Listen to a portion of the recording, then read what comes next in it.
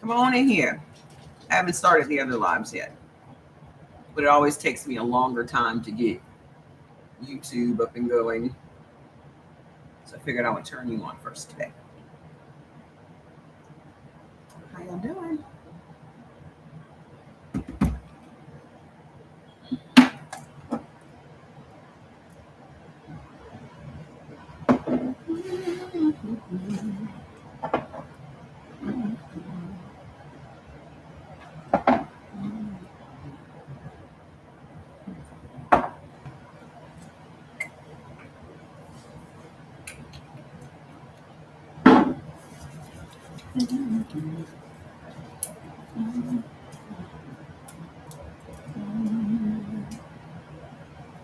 Face feels dry.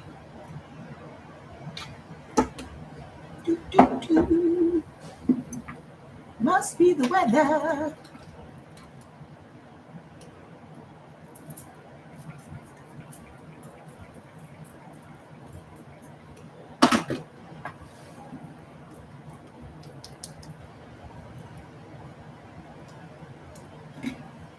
That feels better.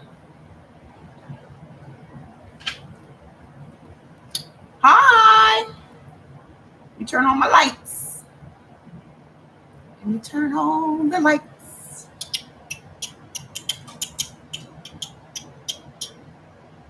I have on my "We Told You So." We told you so sweatshirt today. All right, let me let them know that I'm here. Hey, it's me, Mama Trey. Join me on CE Organics on TikTok and at, I can't even remember my handles. I gotta start over.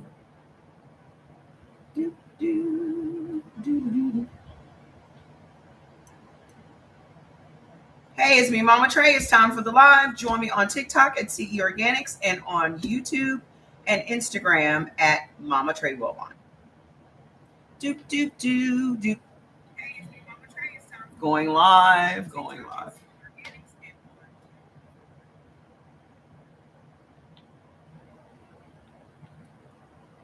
I can't turn on any music because I'm on Instagram and YouTube. But if I don't have enough people on Instagram and YouTube, I will turn it off and turn on some music. Okay.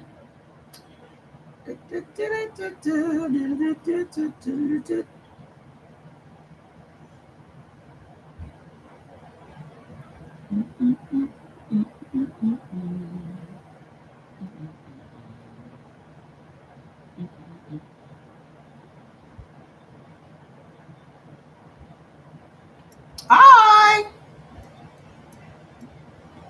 Share the live, please. I'm sharing right now. Marco Rubio tells senators plan Trump used to pressure Ukraine. What now? Was a Russian whistlers. Oh, okay. I saw that yesterday.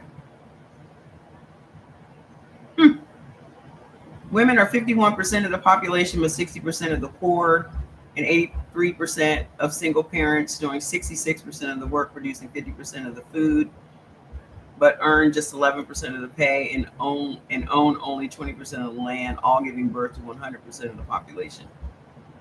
In case you wondered why we need feminism. In case you're wondering. Oh my gosh. What a day. What a day of news. What a day of shit. Just Israeli stealing humanitarian aid meant for Gaza. Hey sis, how you doing? Oh, look at that.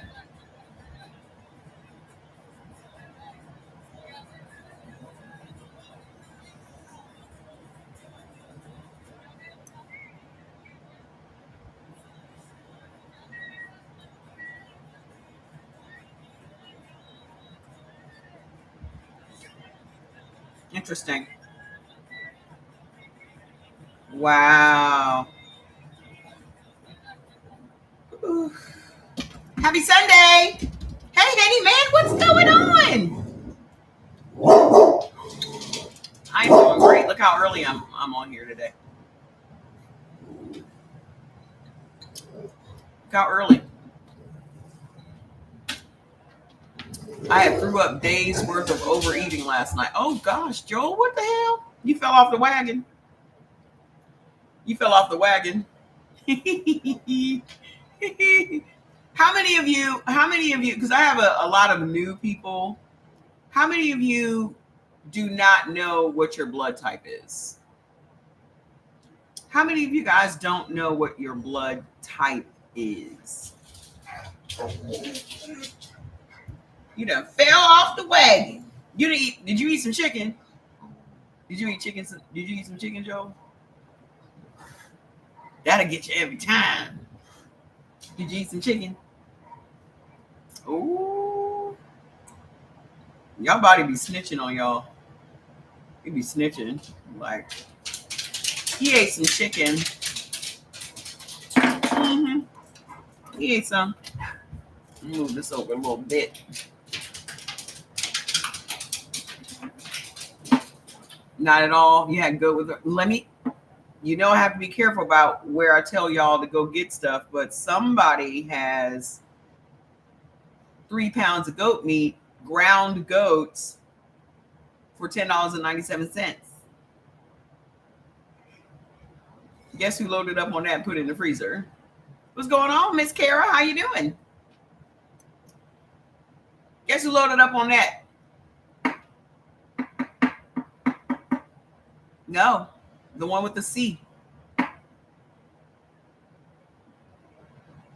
The business center.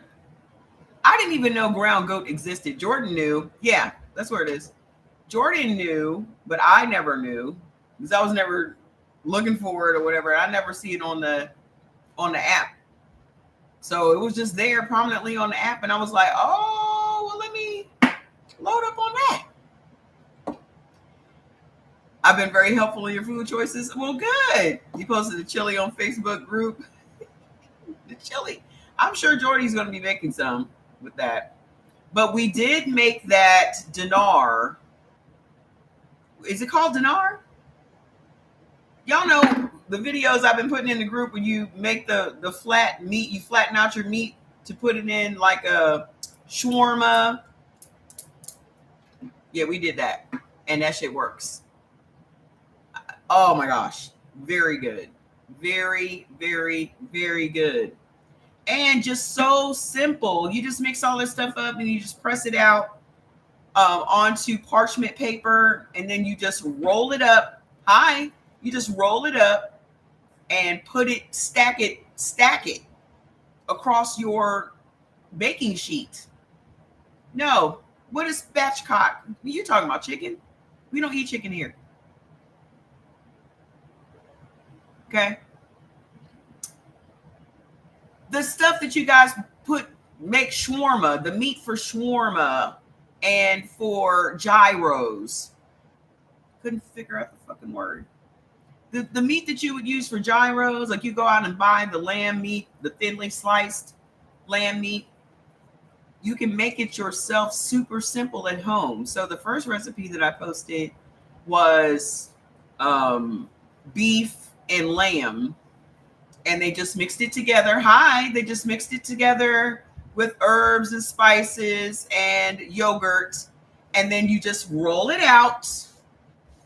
If you have a rolling pin, you just put it on some parchment paper. You put another piece of parchment paper on top, and then you just roll it to make it as thin as you can.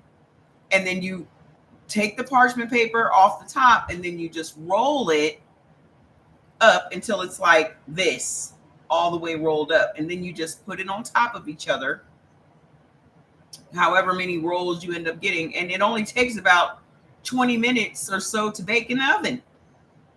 That's it. And you take it out, and it just literally, you hold it up over a bowl, and it literally slides out in a thin sheet of meat.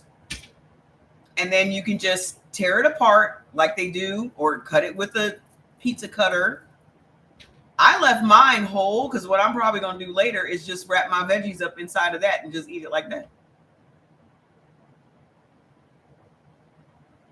Like, why do I need to put it on pita bread when I can just put all the fixings, some lettuce and some onions and my little cucumber sauce on the inside and roll that sucker up and eat it just like that with no carbs?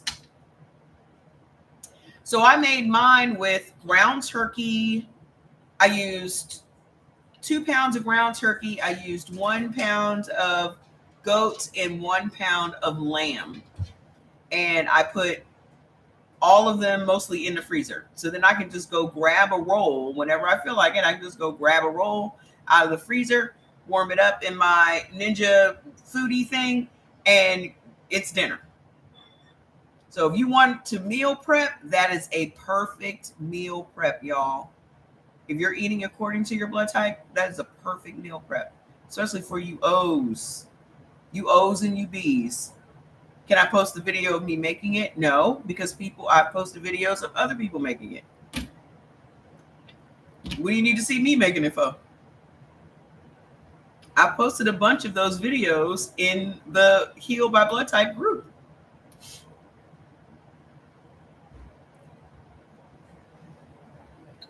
I don't believe in reinventing the wheel.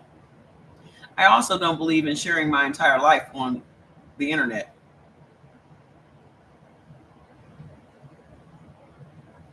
If that makes sense.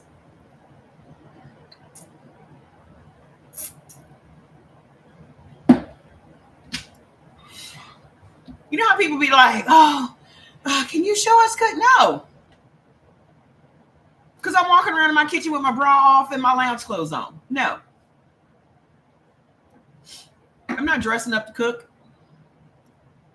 I'm not putting on no outside clothes to cook. I'm going to have on a bleach stained t-shirt and my titties hanging. Like every normal person, every normal woman in America. Ain't nobody doing Nara Smith in the kitchen but Nara Smith. The fuck? I'm gonna have on a muumuu like every other black woman in America. No. You're learning that I don't just be showing every aspect of my life because it's nobody's business. I don't believe in that. Come on the internet, say what you need to say and go on about your business. That's how you get caught up. I don't believe in getting caught up. You stop eating chicken and you lost a lot of weight. Told you. It's that inflammation being inflamed in you. I don't believe in that. They got good muumuus all over the TikTok shop. All over. Cheap too. Like $10 a piece. They got the head wrap. They got the little satin head wrap. You got a dress, a gown, and a scarf for $10? Y'all better get that. Y'all better cop that shit. Whole time I lived in Nigeria, I lived in muumuus. That's why I couldn't tell how big I got. That's why I couldn't tell. I saw a friend when I first got there. And then like 3 months into me being there, he saw me again. He's like, "Ooh, Tracy, you're looking fat." And I was like, "PHAT?" He was like, "No, fats." And I was like, "What?" Something y'all don't know about Nigerians, they will tell you the truth. Brutally. Hi, Grace. Brutally. That's how you know that if you're looking good, you're looking real good. Like they are not stingy with the compliments either, but they are also not going to skimp out on telling you that you look busted. Everybody need friends like that. Everybody need friends like that. Everybody need a friend that's going to tell them the truth. Right? Most people can't. I thought they liked them plump. He still, listen, being fat don't stop nobody from wanting to fuck. Okay? I didn't say he didn't want to fuck me. I just said he said I was looking fat. There's a difference. Everybody want to fuck fat girls.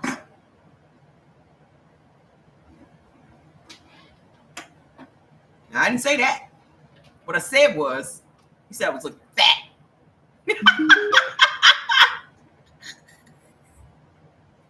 Don't let these men make y'all think. Don't let these men make y'all think that they don't like fat women, because they trust and believe, honey. Trust and believe as much shit as they want to talk out in the street. Mm-mm. Mm-mm. No. Did you fix their food, George? Yes. Thank you. That's a lie. Okay. So listen. I got a lot of shit to talk about today. Okay. First of all, okay, so I know a lot of y'all know me from teaching you guys how to eat according to your blood type. Let me check in on y'all real quick. How y'all doing? How are y'all doing? They're like meat on the bone. Exactly. I remember my cousin was dating this girl who was super thin, and he said he had to stop dating her because she was too thin. He said looking at her during sex was like looking at a skeleton. I remember that time I got super skinny when I used to manage health clubs. My brother was like, you need to stop.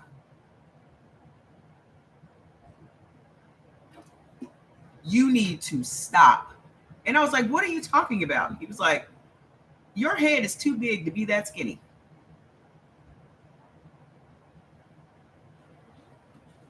He said, you look like a coat hanger with clothes on. You just look like no.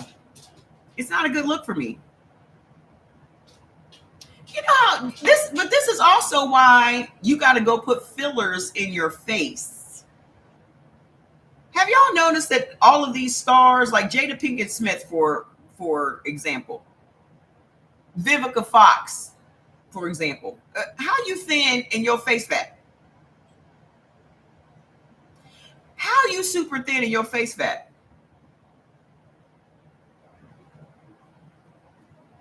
So you lose all this weight to go get some filler put in your face to plump your face. What kind of sense does that make? I can just have a fat face. It'd be just fine. I can do that. Thank you. I just put my moisturizer on my face. So I was sitting here like, my face feels very dry. So for those of you that don't know me, what most people know me by is the lady that teaches you guys how to eat according to your blood type. And some of y'all know me as the mean lady that teaches you how to eat according to your blood type, because I am a firm believer that some motherfuckers got a real hard head. And they got to be talked to kind of crazy sometimes. But generally, those people are the ones that have done the best. You sending me some lipsticks? From what brand? I only use the same brands now. I don't have my lips out here looking like balloons. I'm allergic to a whole lot of shit, so I don't just be using random shit. You miss me? I miss you too. Well, I've been around. What y'all mean y'all miss me? I've been right here this whole time. What y'all mean? I've been right. I especially have been over there because I wasn't over here. Because I got set out. Y'all remember how many times I've been set off of this platform? You haven't? I've been going live back on here for like the past month or so. Because they put me off. They closed down my biggest account. My biggest account had 200,000 followers. And they just banned it. Like, oh, you're out of here. Ah, get her. She's out. So, one thing I can recommend for B is to not eat pots worth of rice. Yeah, you overdid it. You overdid it, buddy. Yeah, they just closed my shit down. I was at the bowling alley and opened up TikTok and was like, your account is permanently banned. I was devastated because for 3 years I had worked really hard to build that account. Like I had worked really hard. And so then when it happens, so now even with this, I don't take this seriously at all. I don't really give a fuck anymore because they got me the first time. And now I know that it's your platform and you're going to do what you want to do. I'm just a squirrel trying to get a nut. So I'm going to say whatever the fuck I want to say. If you're going to get set out anyway, you may as well say what the fuck you want to say. Right? Y'all, some of y'all need to have that attitude. Share the live. Some of y'all need to have that attitude. If you gonna get fucked over anyway,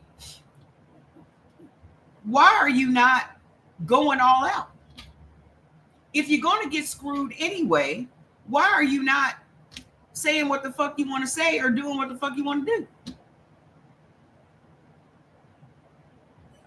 It don't matter how many rules you abide by. Whenever they feel like shutting you down, they will. Because if you don't own it, you don't dictate shit. And that's how that goes. I have on my "We Told You So" sweatshirt today because there's just been so much shit unfolding, and I pretty much know we told you so.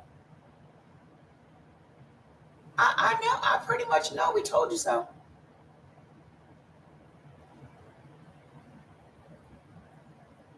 We told you so. Don't be, I told y'all. I told y'all back in November. Hi, Mr. Anthony. I told y'all back in November, don't ask black women for nothing. I'm on the other platforms, still under the same name I was before. I can't mention them because when you talk about the other ones, you get violations on your lives. I'm on the usual suspects. Just type in my name. Okay. I told y'all don't ask us for nothing. The latest person asking for us to be in the forefront of something. I don't know if y'all saw the video. I posted it before I came on live. Yeah, my podcast has been started. I've been put that podcast up. But y'all didn't come and do nothing, so I haven't really spent no time on it. Okay. I have shit tons. What a lot of y'all may not know is I have shit tons of content. I have content. I have 5 years worth of content. More than that, probably on this phone. Me and Jordan were going back and forth about the fact that my phone storage, this is a brand new phone. My phone storage is tapped out every day. I got shit from 2017 on here. Just years worth of shit. Y'all big, I was big. Just get on GLP-1s and you'll get a great start. We don't care. We're still cute if we're big. Who you trying to be skinny for? Don't come over here peddling your shit. Do that shit on your own platform. We are healthy and fine. Ain't nobody worried about being skinny. Don't nobody want to be skinny but white people. That's white people shit.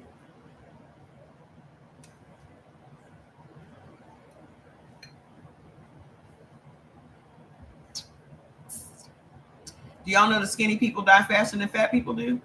Another misconception that y'all be having. Y'all haven't seen that? All these vegans and hardcore fruitarians and all this other shit be dropping dead in their 30s. Bloop. For what? You out here shooting up some unproven shit in your body because you want to be skinny. Who are you trying to impress? The same people that didn't like you fat ain't gonna like you skinny. Same ones. So who exactly are you getting skinny for? I'm getting skinny for myself. If you didn't like yourself fat, you're not gonna like yourself skinny, because the problems that you were dealing with as a fat person, your emotional issues that you had as a fat person, you're still gonna have those same emotional issues as a skinny person. I don't give a fuck what size I'm at. I still love me to death. I love me. Love, love, love, love, love. My personality don't change. My face don't change. My clothes, I still got enough clothes for whatever size I want to wear. I got clothes. Okay. How did you get 450 pounds? Your self-esteem. That's the first thing you need to be working on instead of trying to shoot shit up in your ass.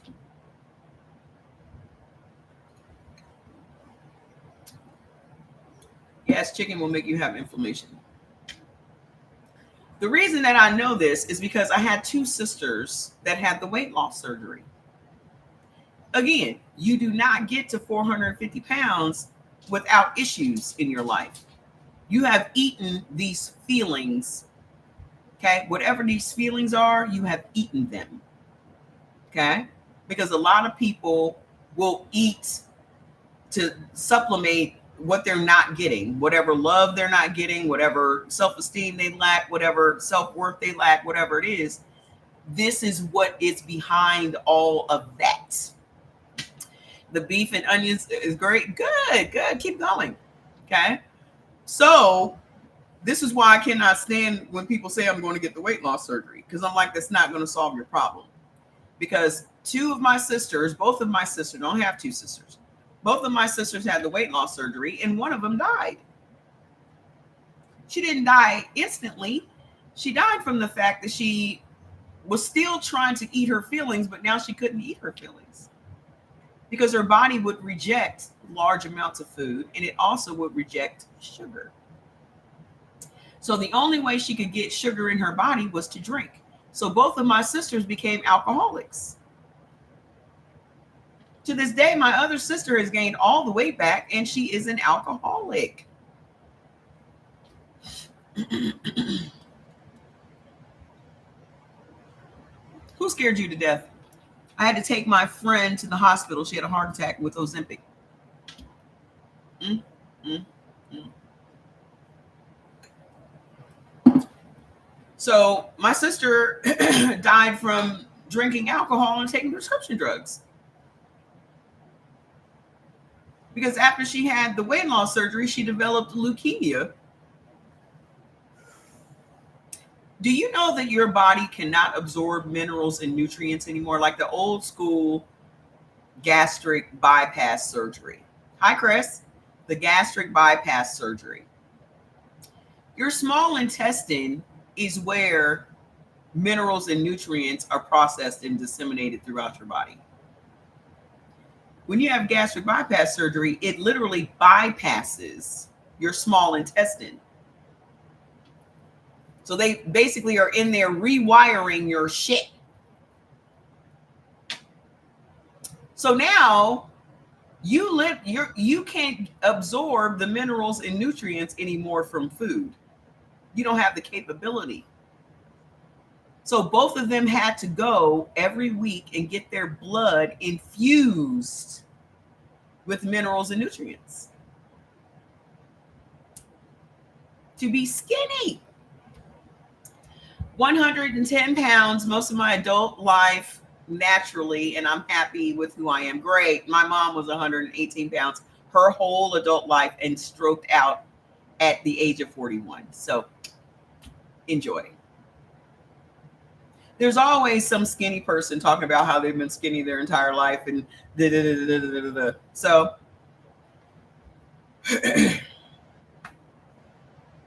hi.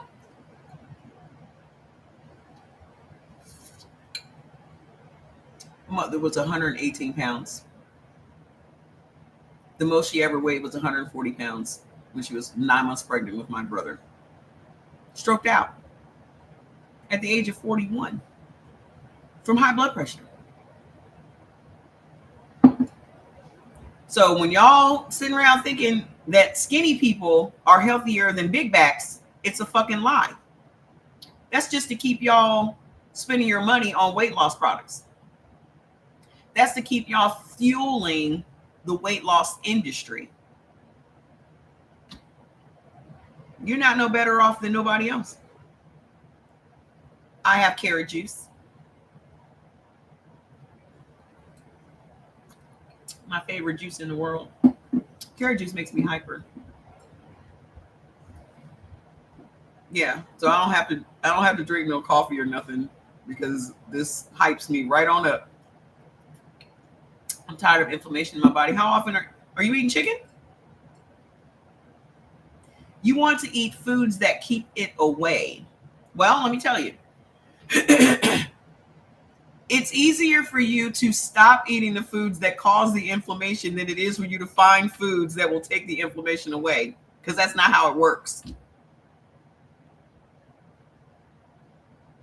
If you're still eating foods that make you inflamed and then you turn around and eat foods that release the inflammation, you're not doing anything. You're just kind of canceling it out. So it's easier for you to go and get your foods list and stop eating the neutral foods and stop eating the avoid foods, and then the inflammation will fix itself. Because what is inflaming you is that you're eating the wrong foods for your blood type. A lot of people don't realize this. Our blood, can I ask where you get your sweat? I made this. It's in my store. We told you so. We told you so. Mind your own business.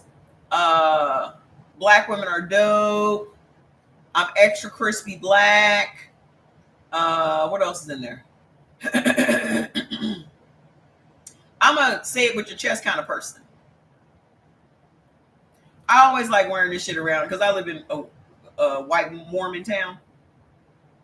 So I love wearing this kind of shit out. I be wearing a bunch of Afrocentric shit and shit to say I like I'm making my ancestors proud, that kind of stuff. I juiced some beets and apple and it was delicious. Good, keep doing that. Lowers your blood pressure. Okay. So a lot of people don't understand how the body works. The body, I'm diabetic and I eat plant-based, no meat, and need to lower my A1C. What do you suggest? What is your blood type? That plant-based will kill you. So what is your blood type? Because there's plenty of diabetics that have lowered their A1C eating just according to their blood type. That's right, Miss Denise. Miss Chan Jones, do you know your blood type?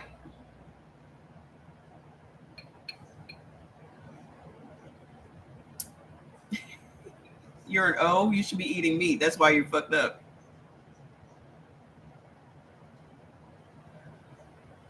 The plant-based diet is going to literally kill you. I'm just saying. And I know you don't feel good. I know you don't. Tell her O's. You O's that were plant-based before y'all found out the truth. How were y'all feeling before y'all found out the truth and started eating right? I'll wait. How many of y'all were walking around feeling like shit?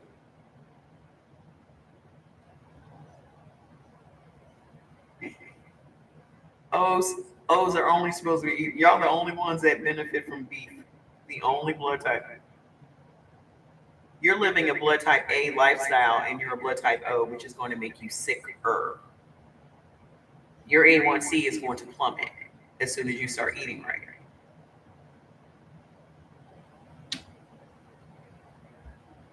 Y'all have to go and please put in the comments where they can go and get their foods list. Please put it in the comments, mods, on all of the platforms, please. I can't say it because I don't get cut off.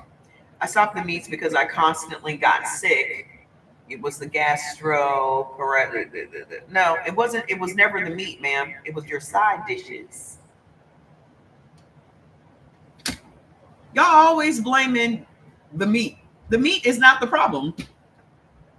The meat is never the problem. It's the side dishes. Because here's the real bottom line truth. Nobody wants to stop eating potatoes. Nobody wants to stop eating potatoes. Nobody wants to stop eating bread. Nobody wants to stop eating pasta. Nobody wants to stop eating sugar. No one wants to stop eating cereal. No one wants to stop eating any of that shit. So you're going to blame the meat. Oh, I'm sluggish and I stopped eating meat. You were sluggish because you was eating the potatoes. That's what it was. Let me give you a quick breakdown of what's happening. Okay. Our blood is directly linked to is genetically linked to our gut. So our blood determines what our gut does. Okay. So each blood type will determine how much stomach acid we have, how many digestive enzymes we have, and the types of bacteria we have, and the levels of bacteria we have. So all 4 blood types have different digestive enzymes and levels, different bacteria and levels, and different stomach acid and levels. So once you know what your blood type is and you start eating according to your blood type, your body will correct itself. You stop eating potatoes, cabbage, Brussels sprouts. Exactly. Because you can't have, there are a lot of vegetables that are very bad for all of us, period. So let me just, the bottom line is, if we would have known all this time that what we eat, can we talk about how carnivores are getting strokes and heart attacks? We'll talk about that in a minute. Okay. All this time, if we had known what we were supposed to have been eating, none of us would be sick. It's all a big vicious cycle to make money. Okay. If we would have known that the most important part of our body is our gut, then we would have been side-eyeing food a long time ago. We would have been real discriminatory about what we're putting in our bodies. If we would have known that the food is dictating our moods and our sleep habits and all of these other things, we would have been like, no, fuck that. I'm not eating this shit. Look at this. Look at all this shit in here. Hey, Fed. Microbiome is your gut. Your microbiome is your gut. Okay. Share the live. Some people need this info. Thank you, Tashina. Share the live. People need this info. Okay. So what is happening is you guys are eating, you're eating according to fads. Okay. Every diet is created to sell products. The most destructive diet that was ever created to sell products was plant-based. I have a microbiotic, prebiotic, and probiotics on my website. Can I share the link? No, because I have that business, sweetheart. I have over 170 products that work great. Also, detox teas. I have all of that for years now. Let me tell you something. And here's the problem. Here's the problem with that. If you're still eating the wrong foods, nothing is going to change. How do I get info for what sides are harmful? Please go to the link that they are putting in the comments. I do grow my veggies now, but I want to know. Okay, lay off the veggies for a minute. Okay, if you want to get your A1C in check, you're going to have to, first of all, know that there are a lot of vegetables that a blood type O cannot have. A lot. Y'all can only have a handful of vegetables and like 3 or 4 fruits. Okay, so let's talk about, your young lady said, let's talk about carnivores having heart attacks and strokes. It's not just carnivores having heart attacks and strokes, sweetheart. Everybody's having heart attacks and strokes. Okay? It's not that. And secondly, if you're not a blood type O and a blood type B, you are not supposed to be a carnivore. So there's a whole lot of people that don't know. They're just, again, following a fad because everybody wants to be skinny, right? Everybody wants to be skinny. So they're going to follow the Mediterranean diet or this diet or that diet or this diet or that diet. Because everyone loves a fad diet. Now all y'all doing is just sticking needles in your body to get skinny. If you are blood type A and you're a carnivore, your ass is going to have a fucking heart attack or stroke. Period. Period. How many different blood types are there? 4. Legitimate. And Carmelita, don't think that I don't remember cussing your ass out the other day.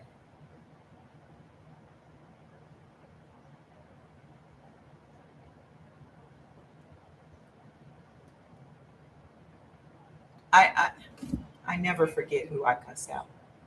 You were very disrespectful the other day. And I told you that you don't deserve to learn anything from me. Carmelita Frazier, that's you. That's you.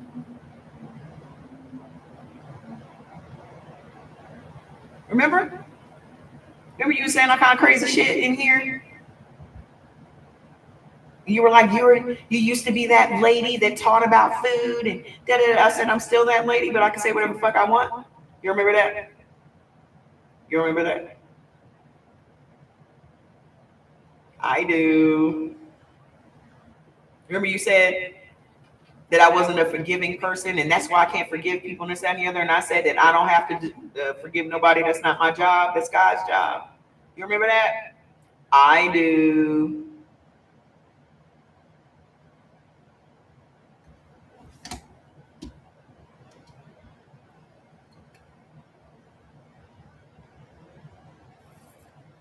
Now here you are, trying to learn from me again. Your visibility is restricted. Your live is not eligible for recommendation. It is restricted in search results because it redirects users to purchase products outside of TikTok. This is in line with the For You feed eligibility standards under our community guidelines, which we are updating to support the best user experience. Told you. So I'm going to restart the live in a minute, but before I do, going forward, we're going to continue talking about what we're talking about, but I would ask that my mods would please continue to just put where people need to be going in the comments so that I don't have to say it. Okay? But I'll be right back on. I'm not going anywhere on the other two, but I'll be right back. Okay? Come right back.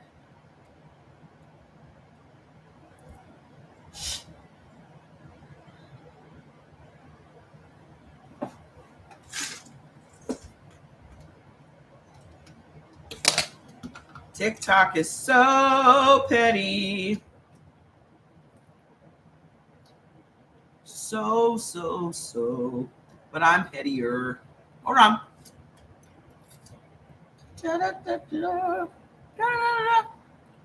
TikTok. If I say this is propaganda for the masculinization.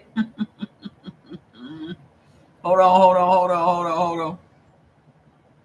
I gotta say black women, am I gonna be wrong? No, you're not wrong, sis. It was all a 105, if that. You know what I'm saying? I'm being real journalist with the 5. Y'all know they made Cynthia man of the They sure did. Let me follow this young lady. Year for People's Magazine. Man of the Year. Man of the Year. People who come up. Y'all see how y'all be doing, black women? Y'all funny. Cynthia Erivo. No, I'm not kicked off. I just restarted it. I didn't need to put the shells back in there. So I'm back. I had to restart it because they restricted it. But I'm back now.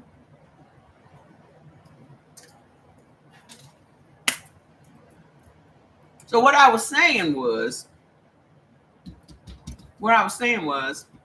we were so rudely interrupted by somebody that thought she owned my live and she should dictate what it is I should be talking about.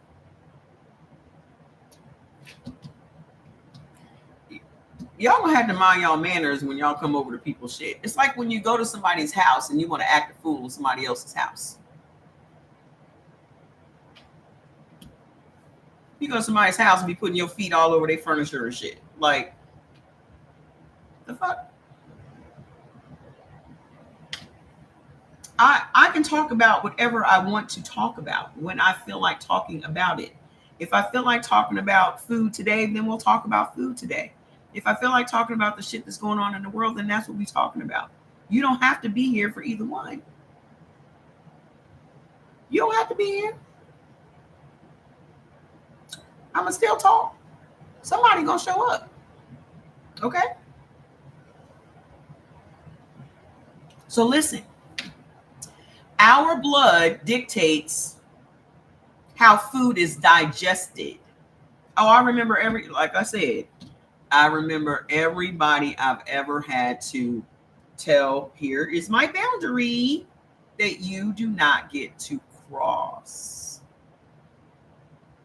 Anybody that I've had to put in their place, I remember. And most people come back because it was like, ooh, cross your boundary, won't do it again. And which is fine. Which is absolutely fine. But let me tell you what's never going to work for me. Calling me a racist or saying that I'm prejudiced or I'm this or I'm that. I am. So that's never going to be a way to win me over.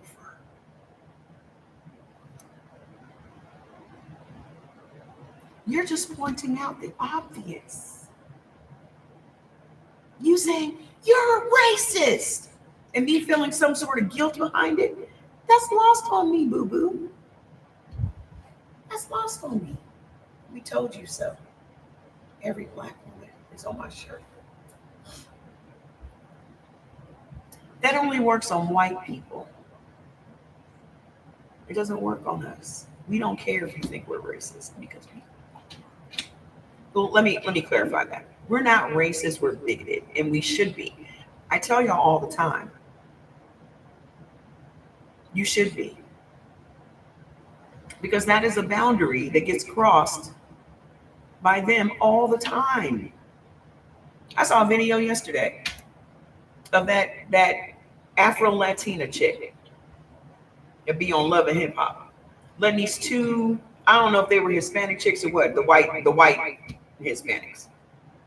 She up there black as coal, stand up there letting these bitches pull tug on her afro.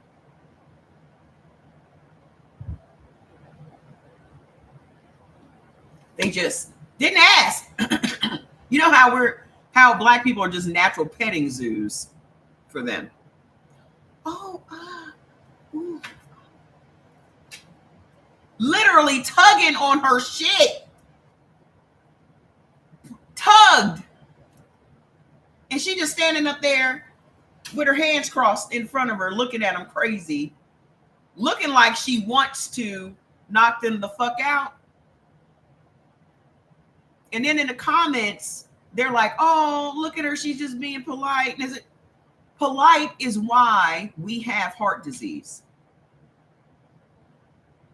You allowing someone to cross your boundaries, you allowing someone to invade your space and you not pop the fuck out of them. These are the things that make your blood pressure high because you are eating shit. You are eating a shit-filled mini pie from the help. You're eating shit. Okay? People don't learn unless you pop them. If she would have popped them, she would have saved the next black person. Y'all ain't thinking about everybody. You're just selfish. I feel like what I do is a service to all black people. I'm gonna check the shit out of you so you don't make the mistake of doing it to another black person. Here's what you're not gonna say. Here's what you're not gonna do. And when you ever are fortunate enough to be in the presence of another black person, you bet not do it again.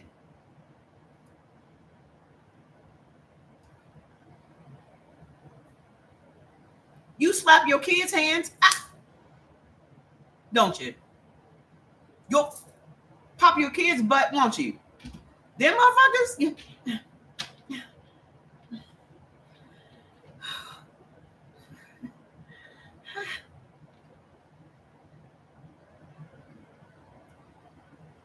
No matter what you do, they're not gonna like you.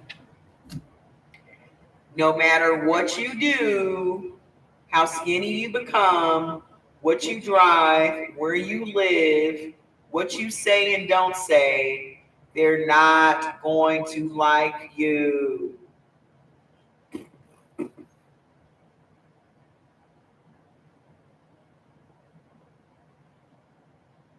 Stop tap dancing for white folks.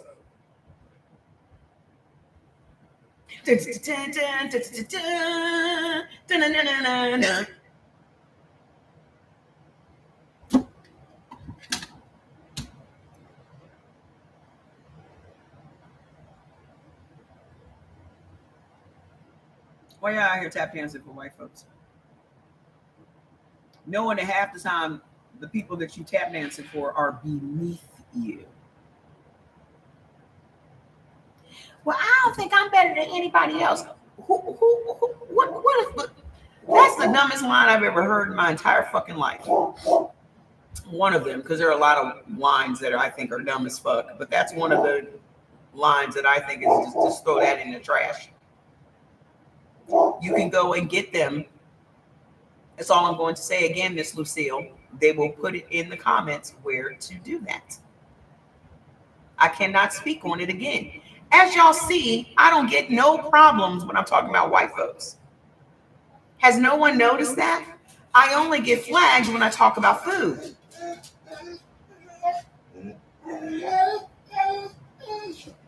Has anyone paid any attention to this shit?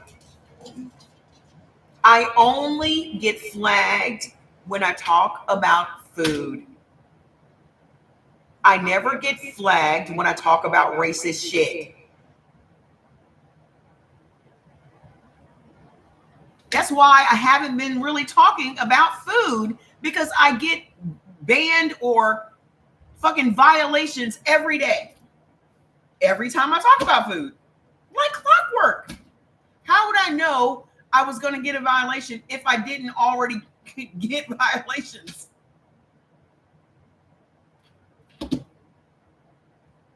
Okay?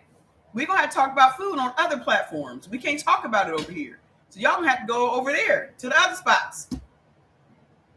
There are gonna be some days that I'll just be over there and won't be over here.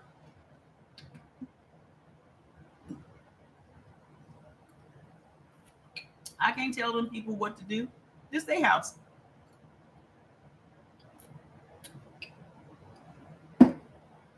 Already been suspended 3 times, had to appeal it. And they were like, oh, okay. And then they just let me back on the next day. But why do I have to keep going through that every time I talk about food? Every time. Hi, what's going on? Y'all forget this is the new TikTok. This is the new we just want discourse TikTok. Y'all haven't figured that out yet? This is the new we want Americans at each other's throats TikTok. TikTok doesn't like when influencers mention major brand names. Right, but I didn't mention any brand names. At all. Good, Miss V, that's where to find me. No, they don't. Absolutely not. Absolutely not. But let exactly, Chris. Exactly, Chris. That's exactly what it is. Oh, there you go. Maybe it is. Damn. Did you spell it right? You did. I might get violated again. So listen. I'm going to tell you, I'm still going to talk about what I want to talk about. But we just can't get into too much shit, okay? O negative and menopause, what to do? Eat according to your blood type. The thing, listen, it does not matter what ailment you are going through right now, the reason that you have the ailment outside of menopause, because that's just something that happens. It's just something that we have. Yes, we do. Somebody in the comments will tell you. Okay. But I also have, I'm just going to say this before, I also have a link on my bio. That's the last time I'm going to say it. That's the last time I'm going to say it. You can find everything on there. Everything. So listen. And if I can get a TikTok shop up, I will. I'm actually joining a TikTok shop masterclass tomorrow, just to go through to teach me how to do it, because Jordan and I have both tried over the past 2 years to put up a TikTok shop, and I don't understand why it is we cannot figure that shit out. And we are both very smart people. Nothing is too hard for me. But we just can't, I don't know what it is. We would send in the emails, we would do everything that they would tell us to do, and we still could not get this fucking TikTok shop. And then they always emailing us like, don't you want a TikTok shop? Yes, bitch, we do. What is the problem? Way less intelligent people than me have a TikTok shop. The fuck? I want a TikTok shop because that would be half the battle. I don't understand what you said. You got a computer science degree. Well, shit, if you can't figure it out, what the fuck chance do I have? I don't understand it, dude. I don't understand it. Obviously, everybody with TikTok shop, and I'm like, what the fuck? Why can't I figure this out? I don't get it. So I'm going to join that class tomorrow. Please don't put that shit in here. Don't do that. I'm going to go ahead and absolutely not. What is your problem, dude? I'm not approving that. That's filtered. So only I can see it. But I'm going to go ahead and take you out. We don't need any of that today. But thank you. Whatever the fuck you trying to sell in here.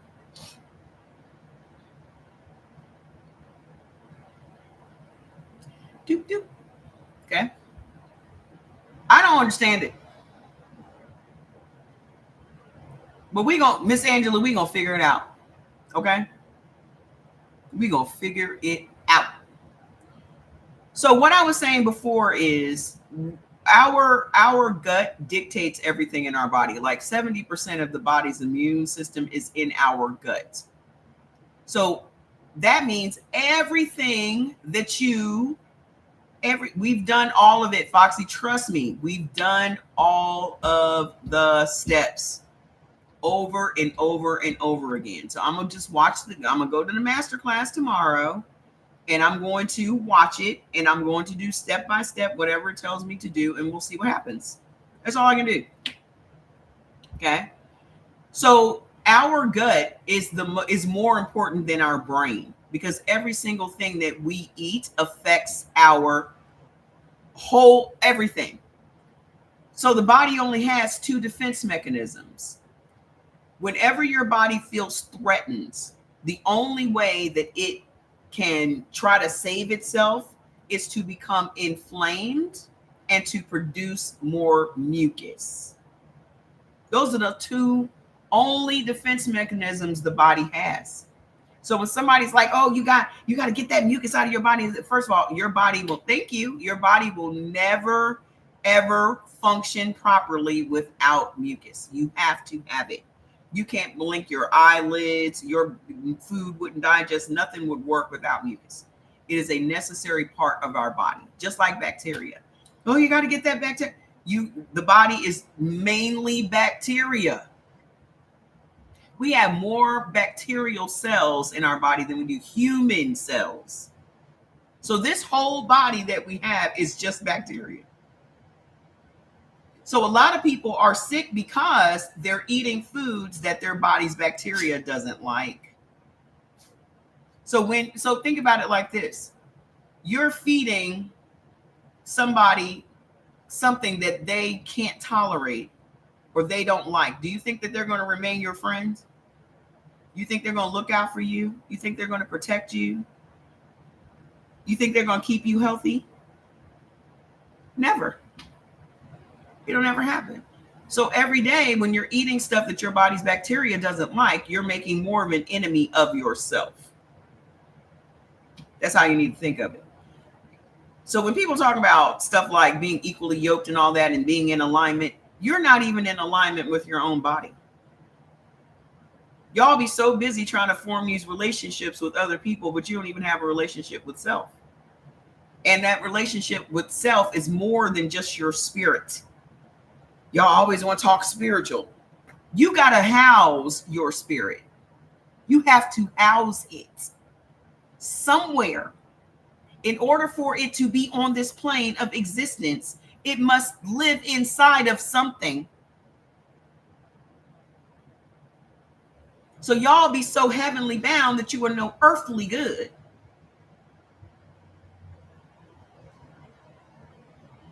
Worry about your house. This your house. So you are literally condemning your spirit to a condemned house, to a dilapidated house. And then you want to go to heaven. This is what I asked y'all the other day. What do you think is going to happen when you get there? What do you think is going to happen when you get to the pearly gates? And they ask you, how did you treat yourself down there? Thank you, Miss Queen. How did you treat yourself down there? Oh, well, I was kind to my neighbor, and I always volunteered, and I was doing a bunch of marches. No. That's not what I asked you. I asked you how you treated yourself.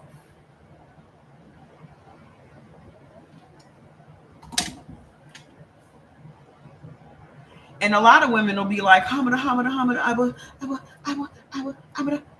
Why? Because women are taking care of everyone else. Right?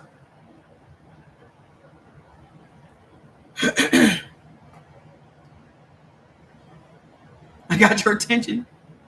I mean, but that's what it is. I understand that you feel like your spirit needs to be worked on and all this and the other, but so does your body, because this is where your spirit lives, and your spirit is a tattletale. So they're gonna be like, well, how did you treat yourself? And your spirit gonna be like shit.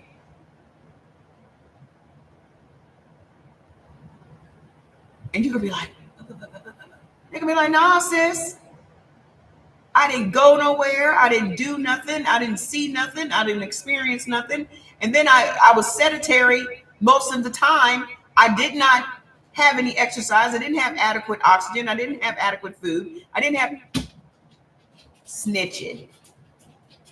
And you expect them to open the pearly gates and let you spend the rest of your life in paradise when you treated your temple like shit?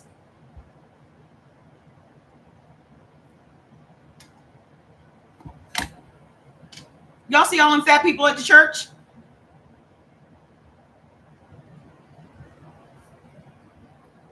How come they don't be preaching about that at church? How come half the church is diabetic? How come the only thing that's not a sin is gluttony? How come they're okay with you being a glutton? How are they okay with you sitting on TikTok eating bags of food and shit? You putting 5 and 6 fish fillets on your fucking sandwich. That's supposed to be a deadly sin. Yet here you sit. And every time I see him, I just be like,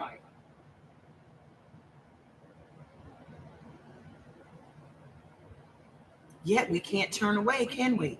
It's just like watching a fucking car accident. You're just watching a train wreck.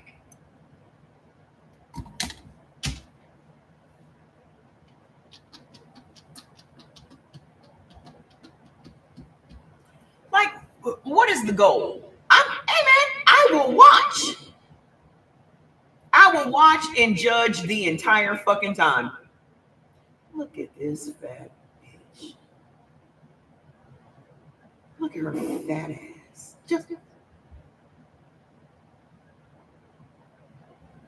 She ought to be shaming herself. Look at that. You got 4, 5, 6 servings of food on your plate at one fucking time. Yes, I sit there and I watch and I fucking judge. This nasty bitch.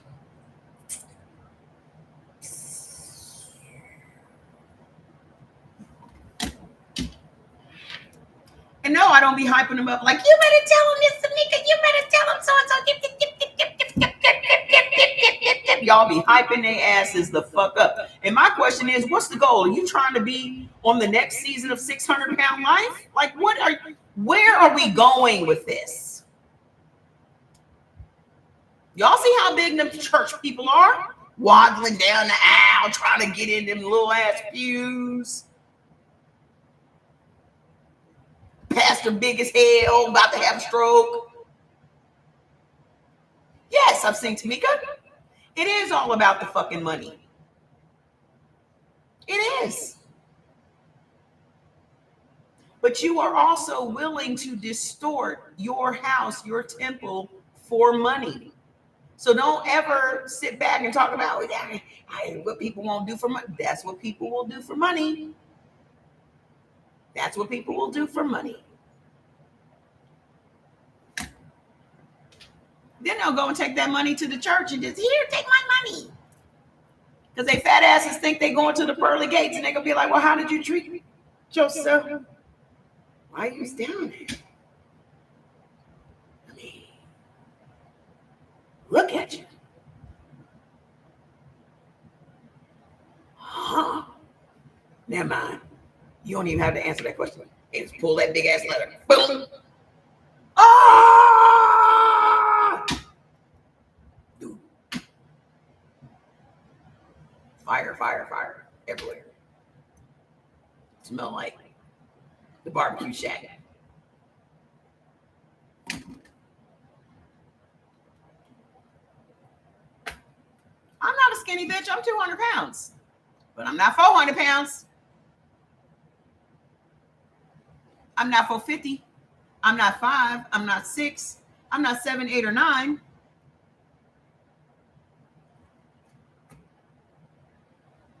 That's why the love of money is so dangerous. No, it's not. Y'all also have to stop touting that shit. Them motherfuckers ain't rich. That fat girl had a towel on her window. That girl's curtain was a towel. So she ain't rich. She's just getting some rent money. I get it. I get it. I'm more concerned about her fucking health than I am her finances. Tamika ain't rich. You see them wigs?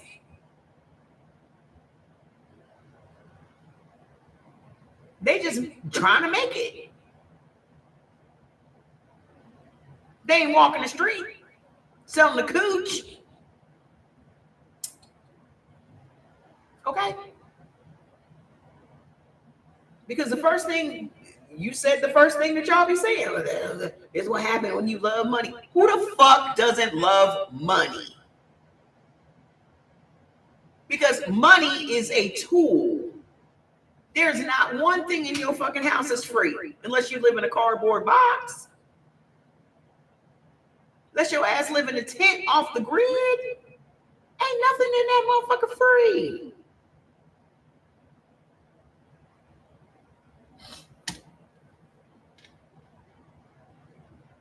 I'm not judging them for how they make their money. I'm talking about, come on.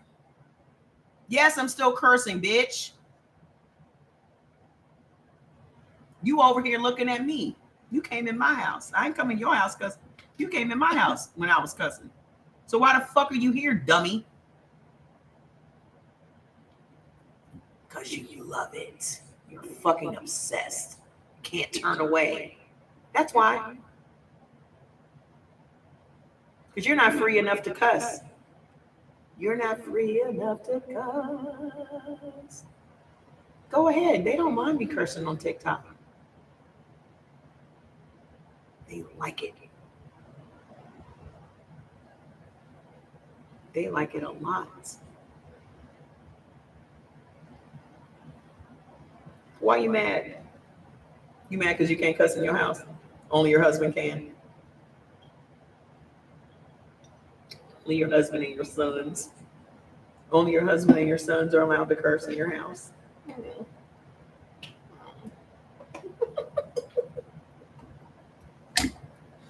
You angry white women or something else.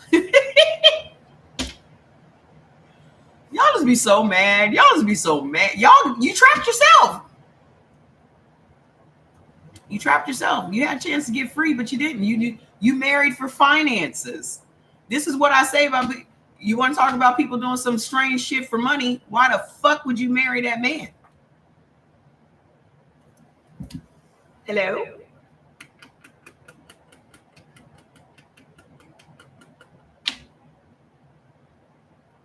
You want to talk about somebody doing some strange shit for money? I'd rather eat all that food than marry some man who's whipping my ass. I'm not doing that for money.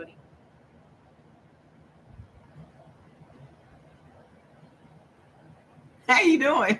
Said just got home. What's happening here? You know, it's always some crazy shit going on up here. Why you marry that man who's whipping on you? Why you staying with him? Because you ain't got no money. This is why women have to stay in their situations and they just be lashing out at the world. This is why you got all those angry ass white nurses at the hospital letting black women die. Because you unhappy with your home life. So you come on a job where you think you have some fucking power and you let black women suffer because you're angry. Angry at the world because you still got to leave your job because your husband ain't making enough money for you not to work. Because you ain't cute enough to get a rich husband. So you had to settle for the construction worker, over the road truck driver. And he mad because he ain't better. So you go and you unleash your anger on the world. That's what it is. You're mad that you are extraordinary. Not extraordinary. Extraordinary. And you mad. Not only are you extraordinary, but you got niggas living next door. I wouldn't have a husband if somebody paid me to have one. Why the fuck would I want a husband? I got 2 dogs to take care of. Why the fuck would I need something? And look at all these goddamn plants. I have 100 plants to take care of. Why the fuck would I want one more thing to take care of? Have you lost your fucking mind?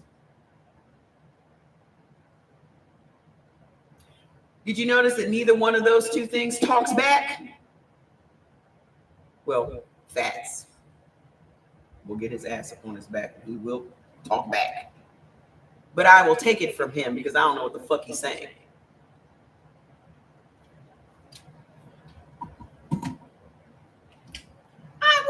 What I look like? What I look like having some man talk back to me?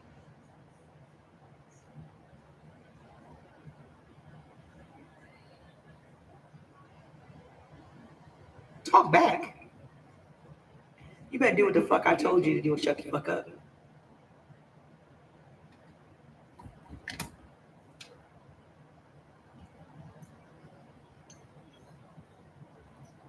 Hey, Mr. Monty, how you doing?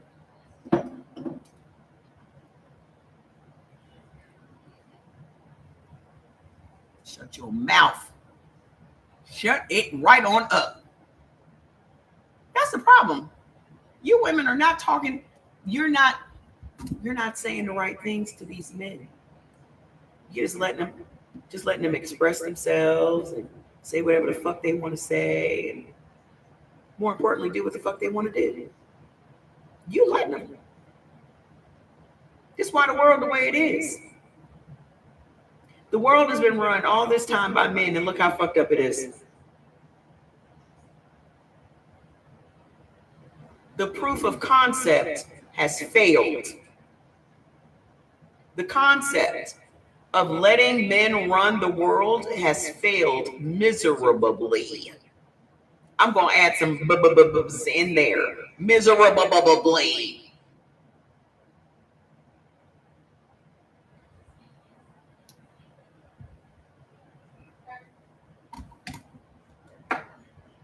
Talk back. You don't have nothing to say. Shut the fuck up.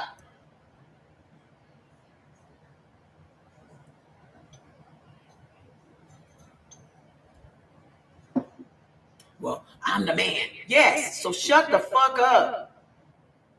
Because you don't have no proof that y'all know what the fuck y'all are doing. None. Where's the proof? Where's the proof? Well, we're stronger than you. So you're stronger than us, so you can pick this furniture up. Shut the fuck up and pick up the furniture. You were put here for labor. You were not here to think. We were put here to think. You were put here to do what the fuck we tell you to do.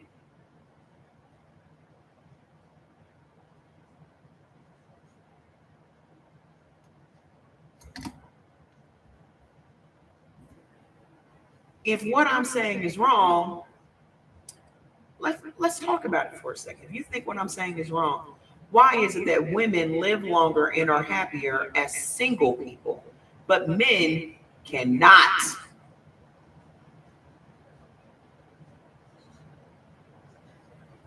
Men are the opposite. Because you ain't say it right, the real Yaya. You ain't say it right. Get your ass up and take out that fucking trash.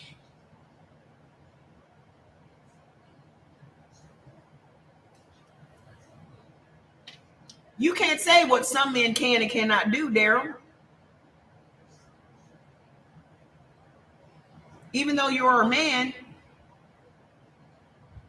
unless you out here just being the old community D, which a lot of y'all are, because you're just like, I'm just gonna have a bunch of old bitches, and you just slinging that old community D all around between these old bitches.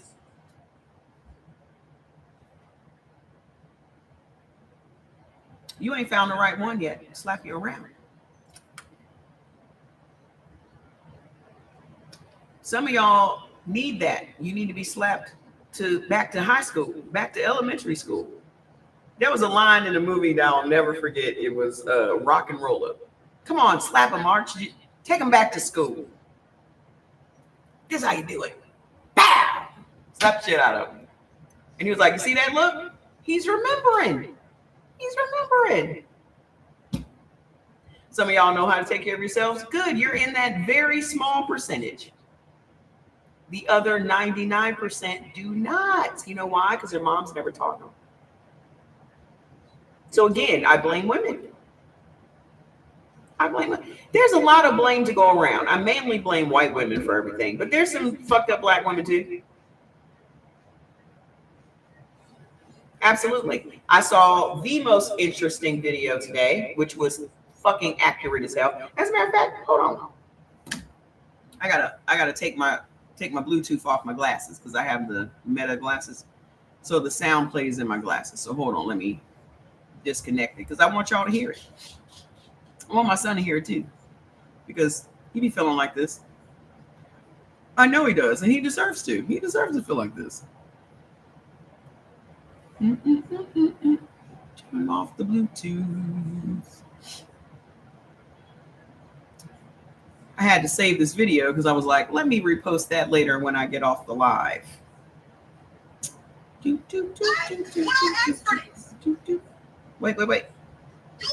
once again, you always wait. Always wait.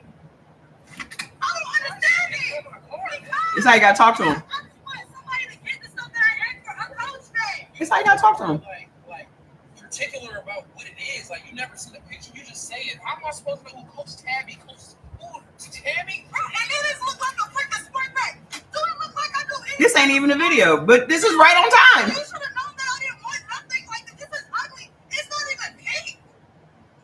You Stop always, beating on my car. I'm gonna be on your head and back when I ask for this. You couldn't listen. Why do I want that stress?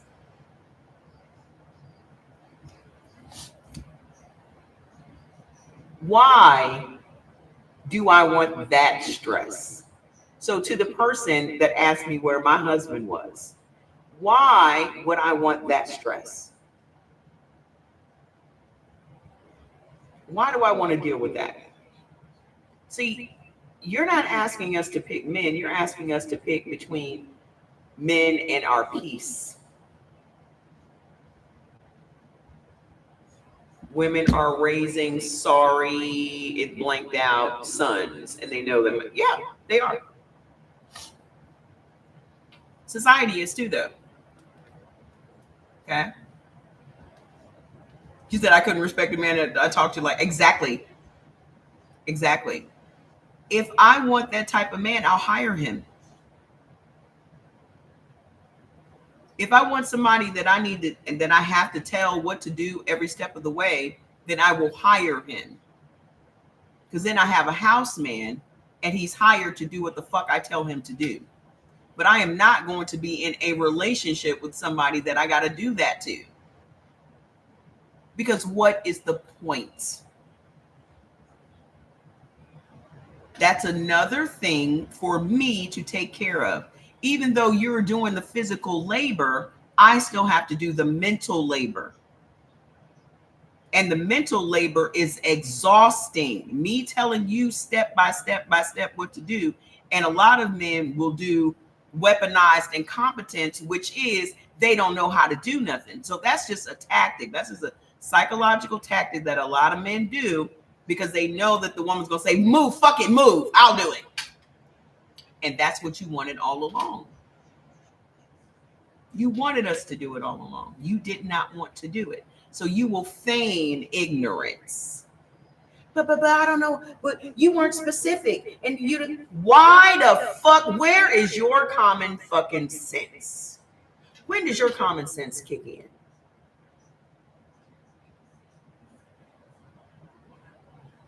Never. So again, it's like having kids forever.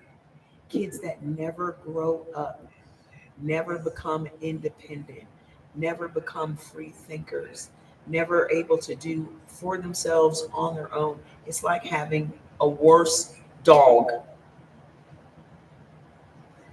I already know what I'm getting from a dog. I know I gotta walk them. I know I gotta feed them. I know I gotta rub on them and pet them and make them feel loved and all that shit. I don't want to do that with men. I'm not going to stroke your ego. I'm not going to be a soft place for you to land. I'm not going to let you dump all your bullshit of the day on me because I already have my own level of bullshit for the day. I'm not doing it. It's not worth it. For that 5 minutes of sex, that ain't even 5 minutes. Y'all can't, and then on top of that, you can't even last 5 minutes. So what's in it for me? Y'all always want to ask women what they bring to the table. What the fuck is in it for women to get married? What is in it for women? Where's the fine print says nothing. Then you got the nerve to take that little non-working, sometimes it works, sometimes it don't, dingling out into the community. And you just found another way to embarrass her. Because that woman you cheating with is like, this is what she's holding on to? This is what she's in the street fighting other bitches for? This thing? She can have that.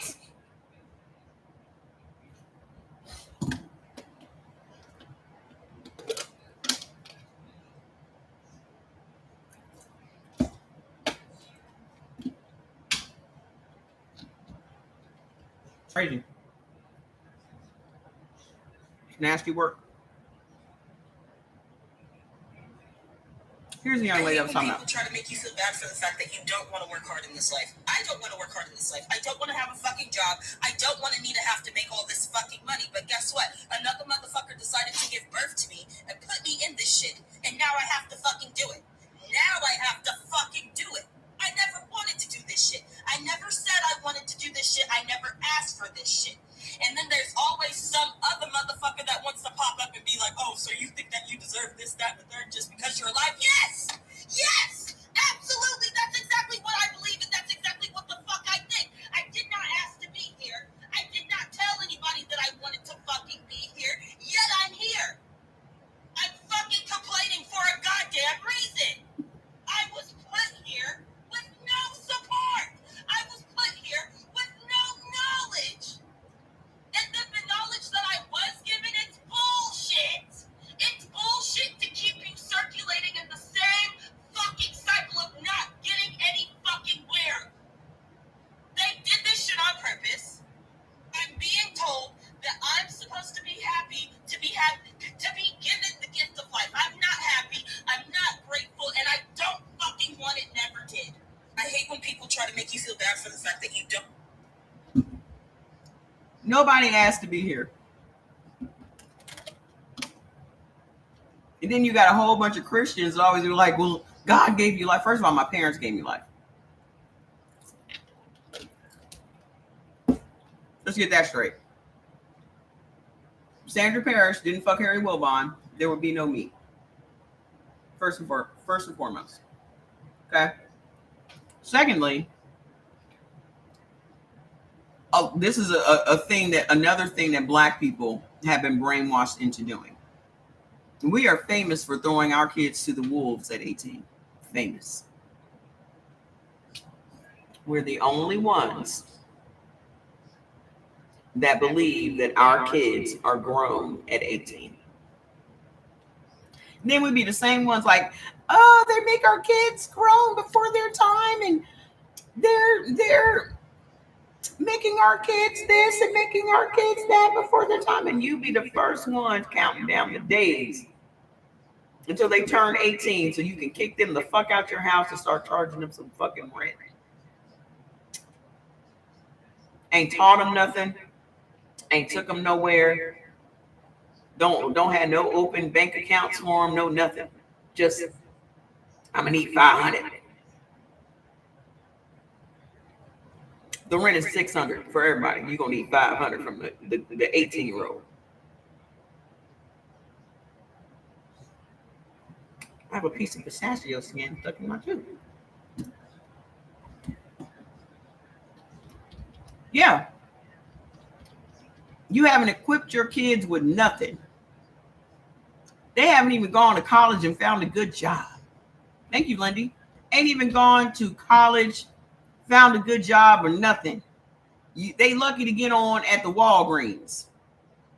They making $1,000 a month and you need 500 of it. Because overnight, they went from a kid that you were taking care of to an adult.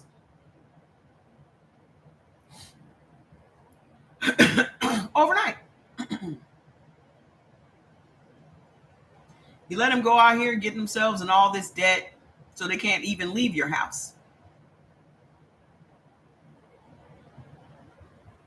Good luck. Yeah, not to mention, because I started working when I was 14 and a half. I moved out at 18 because for what? If I'm gonna pay rent, I may as well be in a place with some fucking peace.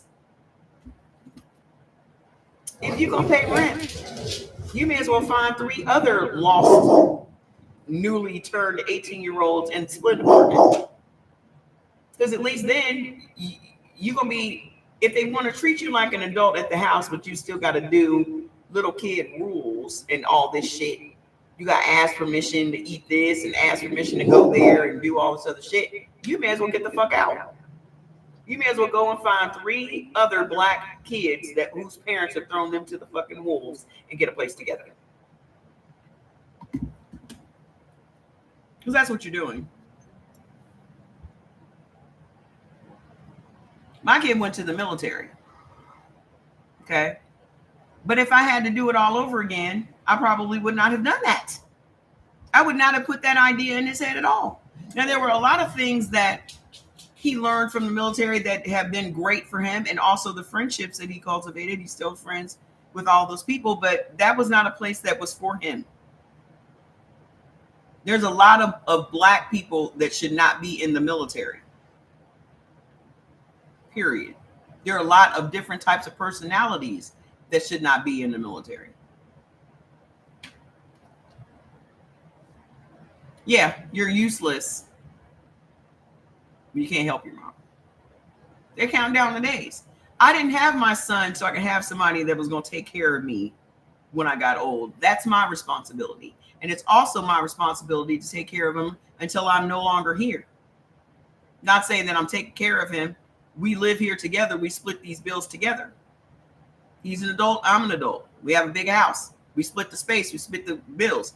That's what y'all should have been doing. You should be splitting the bills with your adult, with your kid that has a good, decent income.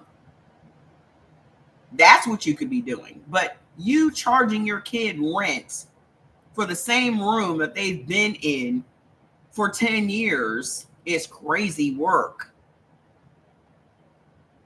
Because your ass was broke. Why the fuck aren't you doing better? As a full-grown adult, how come you ain't making ends meet? That's your job.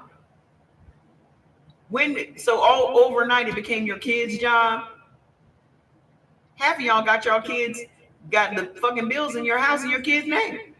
So by the time they do get on their own, they can't even get an electric company to give them electricity because it's in your house. It's in their name at your house. You done fucked up your kid's credit because you done use their social security number to open up fucking credit cards and shit. You didn't teach your kid nothing, and then you fucked their futures up because you're a selfish bitch. You need your ass whipped.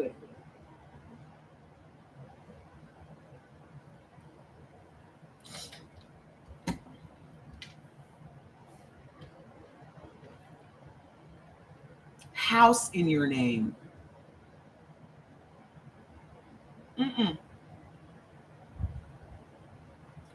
Listen, I understand we got these racial issues that we need to deal with, but we got shit of our own we need to deal with too.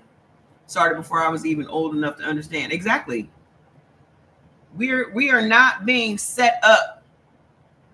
We're just like that girl said. We are not putting our kids on the right fucking path. You force them to go to church and force them to start lying because you can't accept the truth from them. And did y'all see that? Did y'all see that video that I reposted of them people at that church? Maybe 10, 15 people at the church, black people, fat, of course, and ultra religious.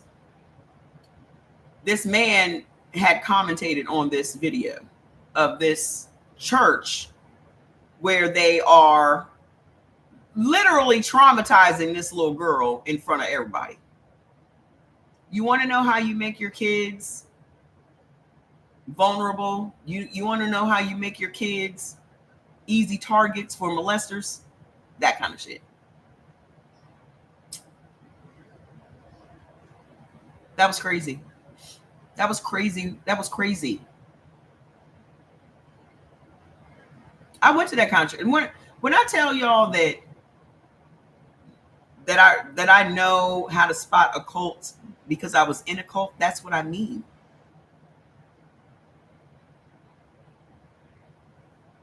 My church was a cult. It was a cult. You don't know it's a cult until you leave.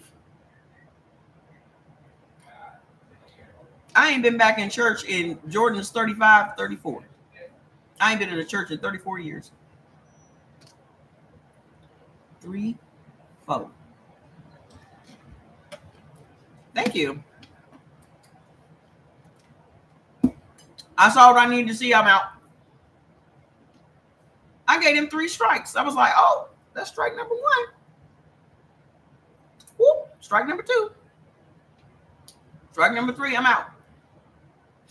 Because I remember the first strike was we were at Bible study. Because I was going to church 6 days a week, y'all. I was going to church 6 days a week. Can y'all imagine? Can y'all imagine? Every day was Saturday. Every day was Saturday. I was at noonday prayer every day. I was at Bible study on Wednesdays and 2 church services on Sunday. I didn't listen to music. I didn't watch TV. I didn't see movies. I couldn't hang out with my friends. The only thing we were allowed to do was eat. This is why that's exactly what it was. No, is that Pentecostal? We were a Pentecostal church. Is that what Church of Christ or whatever? We were a Pentecostal church. I don't know all the acronyms. Is that what it? There you go. It was one of those, we're right, they're wrong. No, I couldn't do none of that stuff. And at the time, Jordan was little. I was working and going to school. So I would leave. My schedule was, when I say my schedule was as tight as a kitchen in the back of a black woman's neck. Tight.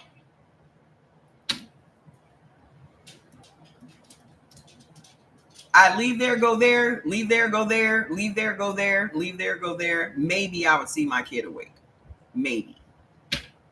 Okay. So the first thing was when we had Bible study and they were going over, what scriptures we were supposed to study or whatever it was. And so the guy, I don't think it wasn't the pastor, it was one of them elders, one of them ones. He had said something about the scripture. And then he asked us what we thought the scripture meant. Well, what do you guys think it means? And so I said what I thought it was. And he was like, no, that's wrong.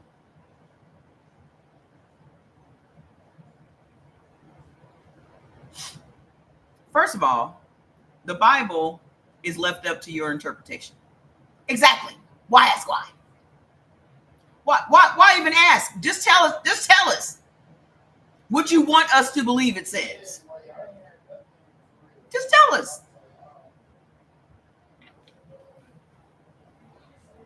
So I said, well, I think it means blah, blah, blah, boop, boop, boop. He's like, no, that's wrong. I was like, oh. Strike 1. Because we should be able to have open dialogue about it.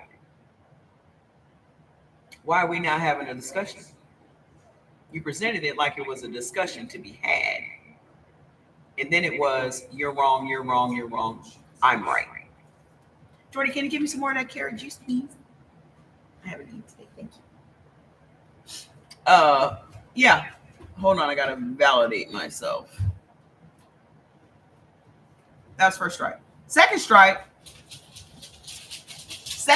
was I had tests, exams to do. So I could not, exams to do on Thursday, so I could not make it to Bible study on Wednesday. So on Sunday, because I went to noonday prayer, not everybody shows up for noonday prayer, right? Hi. So on Sunday, when I went to regular service, one of the elder prophetess comes up to me and she's like, so where were you on Wednesday night? Were you hanging out with your friends, getting drunk and having sex?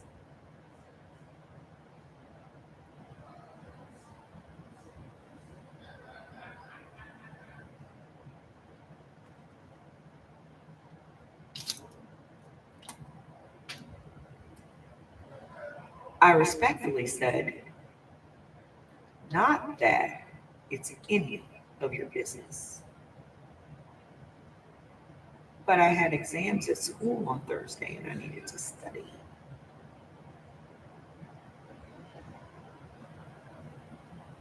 Strike two. Hi.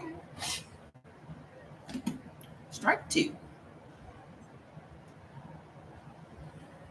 Strike three is when I found out how many people were sleeping with each other and that the pastor's 17-year-old daughter was pregnant.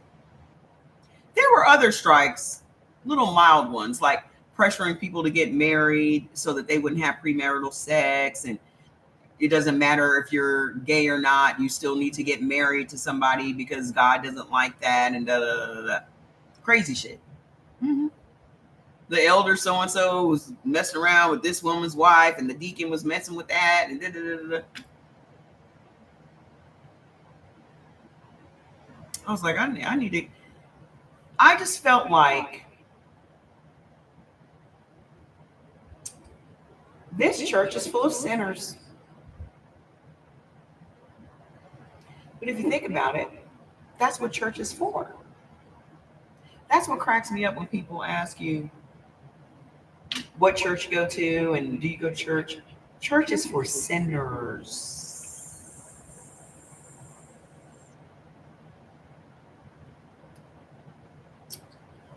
Most of y'all pastors were former pimps. They just moved over to another pimp position.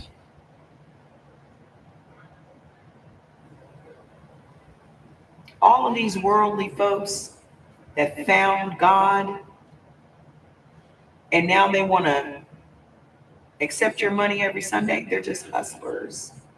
They are former pimps and hoes.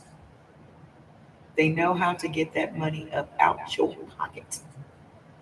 And the whole system works on guilt. The whole system works on guilt. Yeah, that shit was not working out for me. Thank you, sir. You're welcome. If you don't feel guilty, you don't show up at church. That's why they got to make everything in your life a sin. Watching TV is a sin. Listening to music is a sin. Going to see a movie is a sin. Having sex is a sin. This is a sin. That's a sin. This is a. Feel guilty, guilty, guilty, guilty. Come in here and repent. And while you're here, give us some money. You know what the funny thing is for me that I don't think a lot of people pay attention to? Why is it that the church never teaches anyone about forgiving themselves?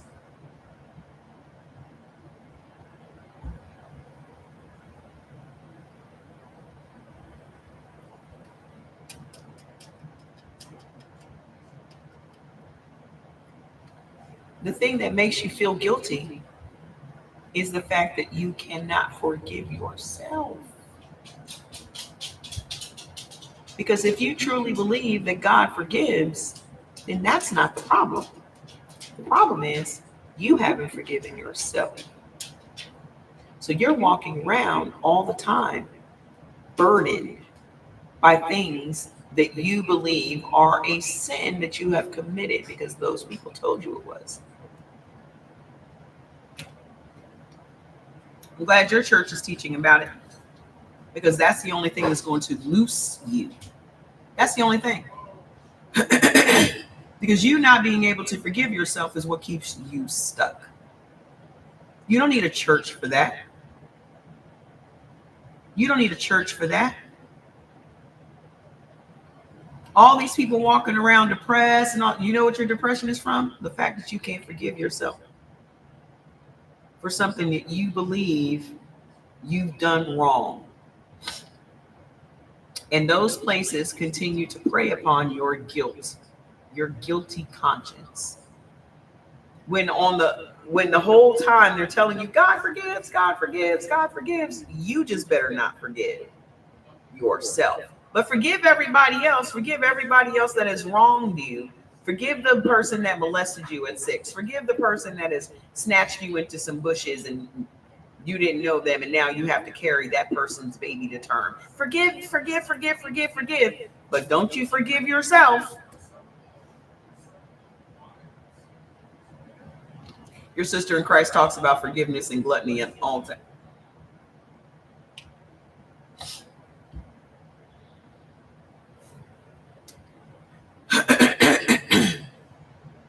I was in a deep depression after my mom passed away.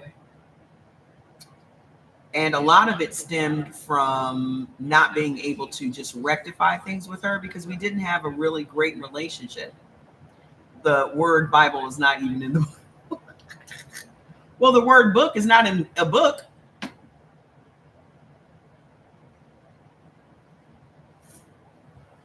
The word book ain't in book. So I'm trying to understand your point about that.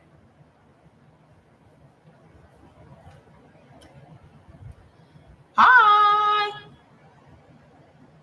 Listen. So I could not let it go that me and my mom couldn't get our shit together before she died. Because she died unexpectedly at 41 from a stroke at work. This is why I'm of the mindset of fuck that job. Okay. So I just sunk into this deep depression, and it just kept me there. It held me there. I mean, the type where you don't bathe, you don't wash your hair, you don't get out of your pajamas. I mean, the debilitating depression. And this is pre-internet, y'all. Pre-internet. I was 25. And now I had to raise my youngest brother, who was 14. Jordan was a year and a half. And then organic cayenne. Please don't come in here with the bullshit, Miss Paul. Miss Paula, shut up. Just shut up. You already said 2 fucked up things already. Just be quiet. Just be quiet. Just shut up. Y'all love telling people about what's going to prevent a heart attack. Shut up. You don't know what the fuck's going to prevent anything. Because how did you know somebody's going to have a heart attack or stroke? I hate when people are talking about this is going to prevent it. How do you know?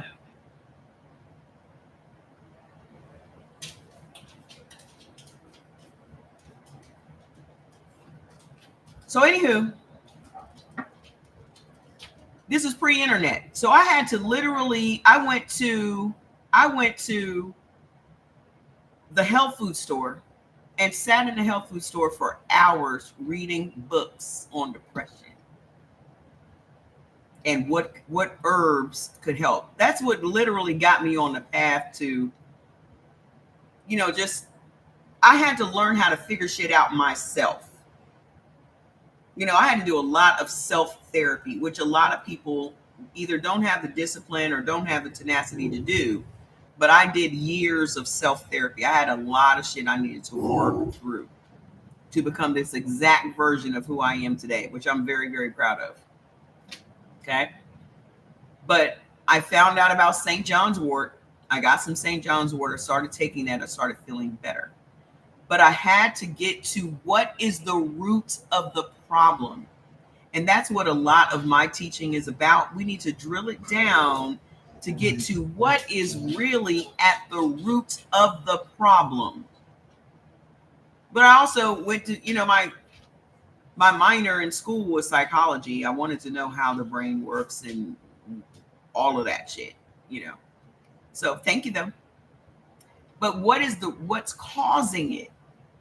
We can always, again, like the young lady was talking about supplements and any other. I have supplements and they are the bomb. However, if we don't get to what is at the root of the problem, you're never going to be able to fix it. Okay. So I had to figure out, why do I keep falling into these funks? Why do I keep having these issues? Why can't I get past this? And I wrote a forgiveness letter to myself because I realized I was holding on to all of this animosity towards my mom, all this animosity towards my dad, all this animosity towards myself. I was holding on to a bunch of things that I had not forgiven myself for. right? I had to forgive myself for judging my mom harshly. My mom was 16 when she had me.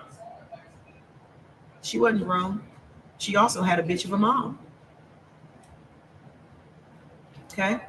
We never look at how our parents were raised. Right? We never look at how our parents were raised. What did our parents go through? Yeah, grandparents are great, but were they great parents? Everybody loves their grandparents because grandparents treat their grandkids different than they treat their kids. My grandma was awesome, but how was she as a mother? She was a bitch. And it took me to be an adult to see how my grandma treated her kids. And I was like, she's a little bully. I wouldn't have been able to deal with her. I would have knocked the fuck out of her. Hi, Bubba. What's up, Choo-Choo? How you doing? What you doing, Fat Daddy Cakes? What you doing? You want to say hi? You want to say something? She was a bitch. My grandma was. Woo. Woo. Woo. I was like, I was connecting dots like, oh, I get it now. I get it. So I had to forgive her for not being a better mom and not knowing better or not doing better. Because what y'all forget is parents don't know what the fuck they're doing. Like, even us as parents, we don't know what the fuck we're doing. Our first kid, if you have more than one kid, your first kid is a fucking experiment. And sometimes you're just like, I can't believe they survived. Right? We don't know what the fuck we're doing. We hope and pray that our kids don't hate us. I'm the firstborn too. And I had a lot of animosity towards my mom because of how she treated my brothers. You always treat your older kid, you always put a lot of responsibility on your older kid. You basically make your older kid, your firstborn kid, the second mom. So here I am being resentful for that. Like, why are you bringing these other kids into the situation? You barely taking care of me, and now I'm the babysitter? That's crazy. But it happens all the time. We do it all the time. We didn't ask our first kid, how do you feel about me having another kid? And you didn't give a fuck. You had these kids, and every time you wanted to leave the house, that was a second mom. And then you wonder why your kids are resentful. I was like, this little mother, that motherfucker is not my kid.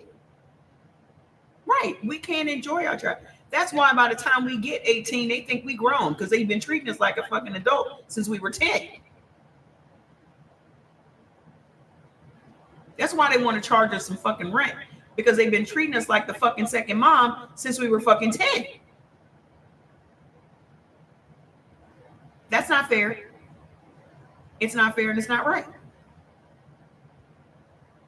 I have one kid. I wasn't going to put that burden of raising my kids on him. That's not his job. Just like I don't think it's his job to be out here in the world trying to figure it fucking out. I'm the parent. I'm supposed to teach you. I'm supposed to guide you. I'm supposed to set an example for you. I don't give a fuck what's going on with him. I'm not throwing him out on the street. Well, I can't. We share a house. This ain't like he lives with me or I live with him. This is equal shit. But the point is, I don't give a fuck if it was my shit. I'm not throwing my kid on the street. I will go out there and sell my cooch to get some fucking food if I had to do it. But I'm damn sure not going to be taking, if my kid is only making $500 a month, I'm not going to be taking $450. What the fuck are they supposed to do with that?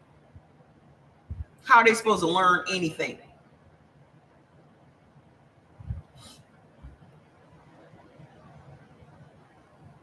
So if there's anyone here that's holding on to some anger or some animosity or some resentment or some guilt, you need to sit. The way to get over it and out of it and get out of that depression and get out of that funk is to write a letter, because there's hardly ever going to be a time that you're going to either have the strength or the opportunity to confront who you want to confront. Okay. So you're just going to have to let that go. Let go that you are going to be able to wrap your hands around somebody's throat, because it probably ain't going to happen. You ain't never going to have the opportunity to, but you got to find a way to set yourself free. Am I freezing on TikTok? Are y'all having trouble with the live?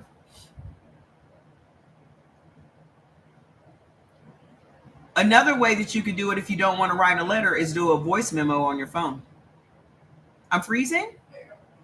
Oh man, why are they fucking with me? Hold on, let's let it work itself out for a second.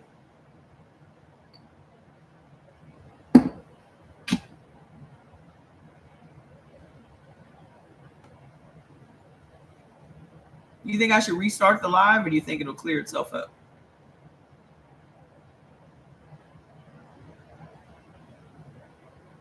You think I should restart the live, or do you think it'll clear itself up?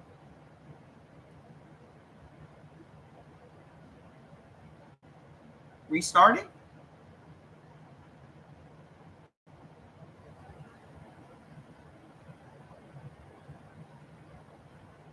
Okay, I'll be right back. It's trying to clear up. We good now? Y'all let me know.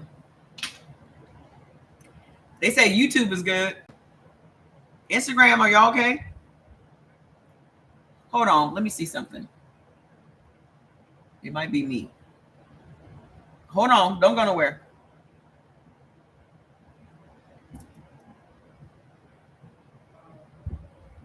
I put it on 5G because I have both of these going on the other phone, IG and YouTube.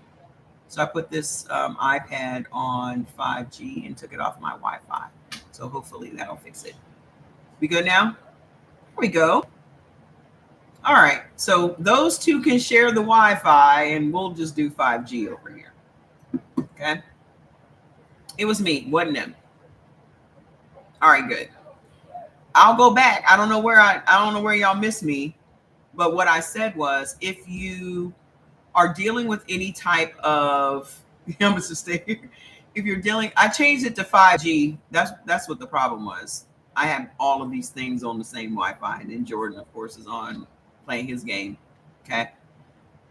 The letter. So if you have any animosity towards anybody, if you have any resentment towards anybody, any guilt that you're feeling about something that you've done that you just can't let go of, you need to write yourself a letter. So sit down, write everything that you would say to that person if they were standing in front of you right now. Okay. Write yourself everything that you would say to yourself. Cuss yourself out. Take the blame for whatever it was that you feel guilty about. Do all of that shit and put that shit on that letter. Or you can also do voice memo. Like what I would do, instead of like cussing out people that I love, because a lot of times you don't necessarily, they will do stuff that's just them.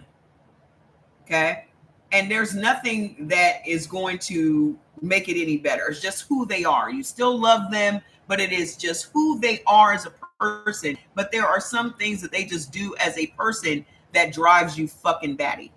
And sometimes if you go to them with that and they're just like, well, that's just my nature, you're literally asking them to try to change their nature when really you just want to cuss them out about the situation that happened. So a lot of times I will just cuss out the phone on voice memo. Like there were a couple of voice memos I found the other day with me cussing my sister out over shit that's just her. That's who she is what she does. But it was from like a year or two ago. Like one was from last year and one was from the year before. But I never said that stuff to her because they were personal. They were things that I personally felt that I don't like. Yeah, it should be. Share the live. What? You know, before they closed my account, I was getting 1,000 people a day on my lives. They closed down my main account. So y'all gonna have to help me build my account back up if you don't mind. So please share, please follow. Thank you for the follows. And please share. Okay. I had 200,000 followers. And it was just like, bloop. Voice memo on your phone will definitely help you to get out of your system. This is what all of this is about, right? Because when I was diagnosed with congestive heart failure, that was a stunning revelation to me, because all this time that I'm progressively getting sicker and sicker, I'm thinking my sarcoidosis has come back, my asthma has come back. What is going on, and why are these things coming back? I've been eating according to blood type all this time and doing what I'm supposed to do, right? Well, congestive heart failure, the number one thing that gives you that is stress. And the number one way that we stress ourselves out is anxiety. Okay. So I'm going through menopause, and this is something that a lot of women need to live. How do we have less people now? I don't understand. So a lot of women don't know that menopause will make you very susceptible to congestive heart failure. Okay. Because what happens to our bodies when we're going through menopause, are we good on the letter? Because I just transitioned into something else. Okay. Please. You are going to feel 100% better when you get it out of your system. Because you walking around with all of that shit on the inside, eating you up on the inside, you holding your tongue, you turning the other cheek, that whole thing is what is at the root of our illnesses. So I don't give a shit if it's your mom, your dad, your auntie, your uncle, your neighbor, your coworker, whoever it is that you just want to punch the fuck out of, and you know you can't. You nasty, raggedy bitch. When I hate you so fucking much. I just got. And you just listen to it back. Yeah. You tell her. You better cuss that bitch out. Right. Delete. And then the next time you see the person, you be like, hey, girl, hey. Hey, mama. Because you know you ain't going to be able to change your parents. They are who they are. They're going to be who they be. That doesn't mean you need to make yourself sick trying to change them. They're not going to change. You need to accept acceptance. As I said this as a very young person, and it is something that has helped me get to 56 years old. Because that's what I am today. Acceptance is the key to happiness.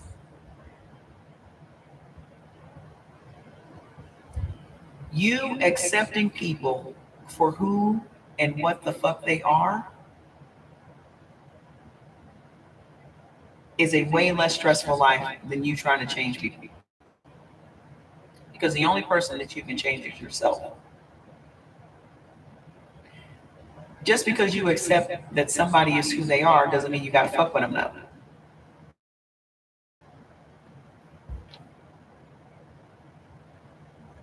You cannot have rose-colored glasses when you're dealing with other people. You have got to be able to learn how to see people for who the fuck they really are. Like, I don't give a fuck what they done told you they are, who they told you they are. You have got to open your eyes and see who they really are. And then ask yourself the question, do I want to deal with this motherfucker? For real, for real? Not really. Because a lot of times y'all be in those relationships with their representative. You're in a relationship with who you hope they will be someday. That's a very common mistake that women make. Women think that they gonna groom a man into who they want him to be. Nah, that motherfucker is who he is. He is going to be who he is for the rest of your life. He is not going to change. If he was whipping your ass today, he's gonna whip your ass tomorrow. I don't care how many flowers he buy you. I don't care what he done said. I don't care what he done. He showed you who he was. It's your choice to believe it or not. My advice is you better believe it.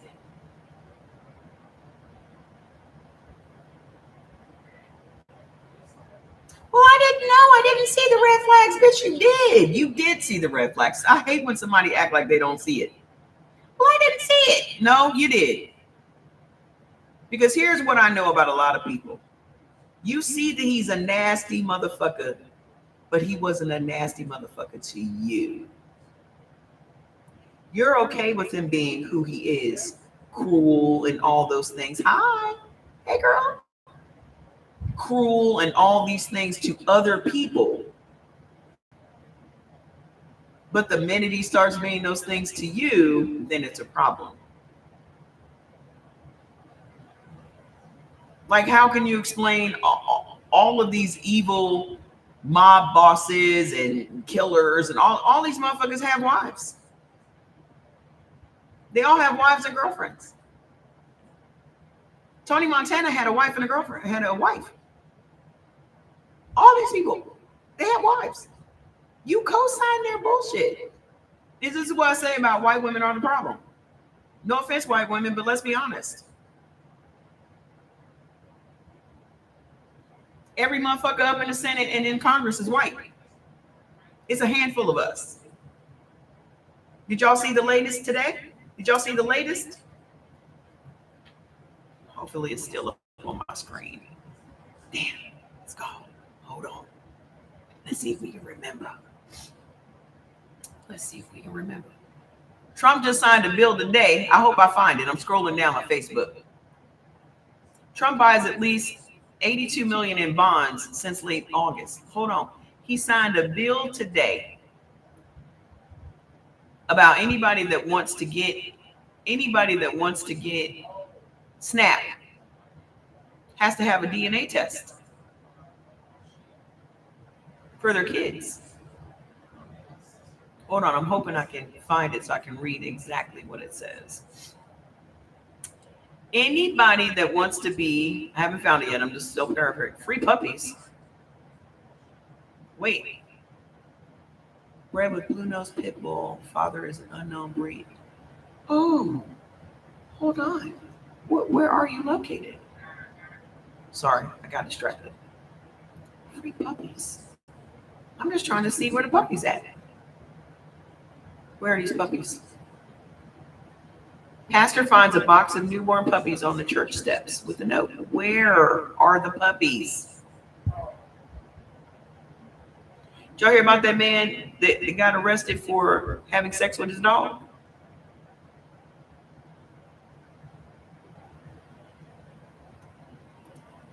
Let me type in here. Where are these puppies at?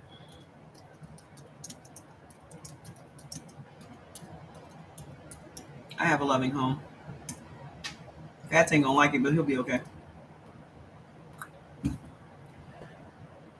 Trump said, if y'all want to get some SNAP, you're going to have a DNA test within the first 6 months of your child. Yeah, an attorney with his dog. A 6-month-old Labrador Retriever.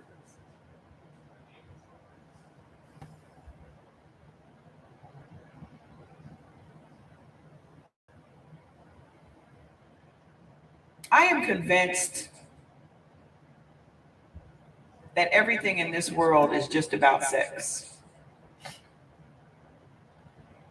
Because that's what it, if you drill it all down, that's what it is.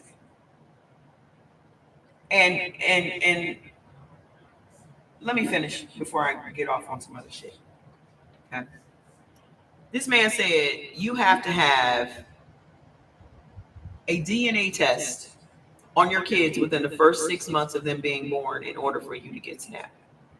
And if you do not do it, all of the financial burden is going to fall on the woman, on the mother. I hope I can find that article.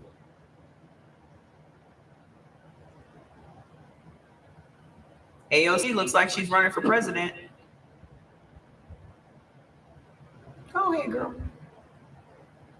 Go ahead. I think it's time for us to. I mean, you know, we already know who really won this. I can't start talking about that because that's another thing that'll get me a violation. But y'all know. We told you so. We told you so. Oh, Cheryl Hines meeting with president sent her to urgent care with hives. He don't like you. He told you that he didn't like you. He told you that. Ooh, I hope I can find it. Ooh, this girl be burning. Who is this? Is she in my group? Who is this? Oh, she ain't in my group. I can't find it. Damn, it was on my screen before we started a lot. But that's essentially what it says. It's on Politico. Let me go over here and see. Signed the bill today. Politico.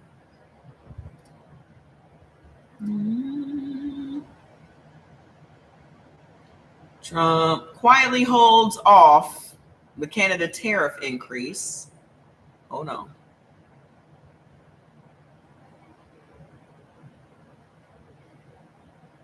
I'm looking at all.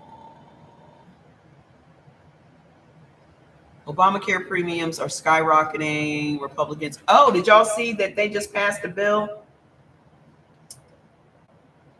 trying to outlaw hemp-derived products again?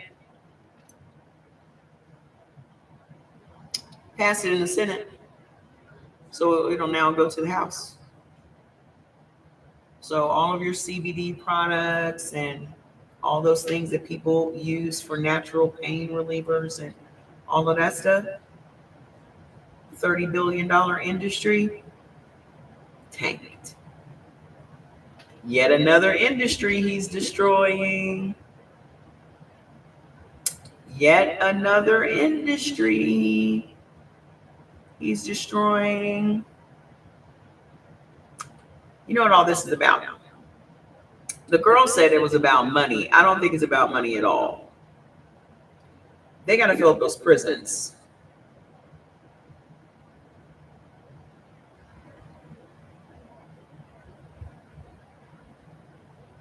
They got to fill up those prisons. So they are going to outlaw as many things as they can outlaw.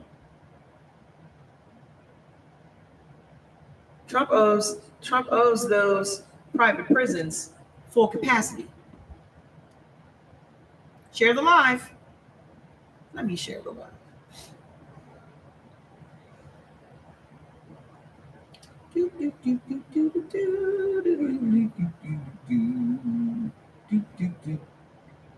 Let me also share the live with 15 people.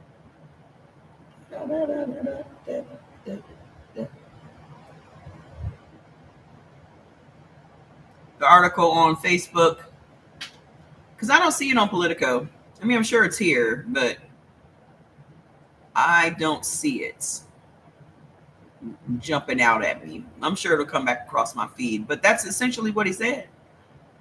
He said, in order for y'all to get any help from the government, you're going to have to tell who the daddy is, who's the pappy.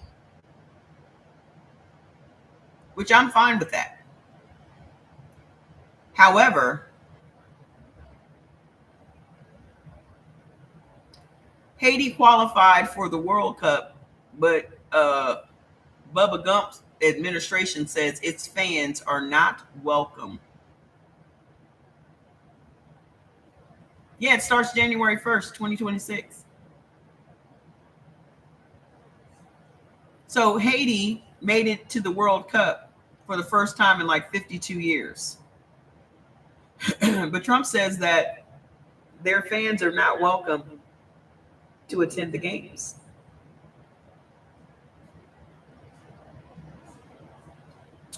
Because you know the World Cup is going to be here. Carmelita's back. Carmelita, I see you.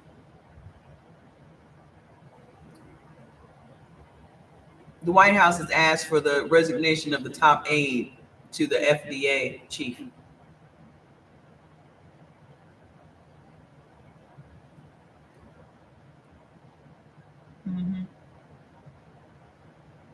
Ooh. Somebody asked this question earlier. Why do y'all want the Epstein files released? Put it in the comments. Why do y'all want them released? I just want to hear your answers.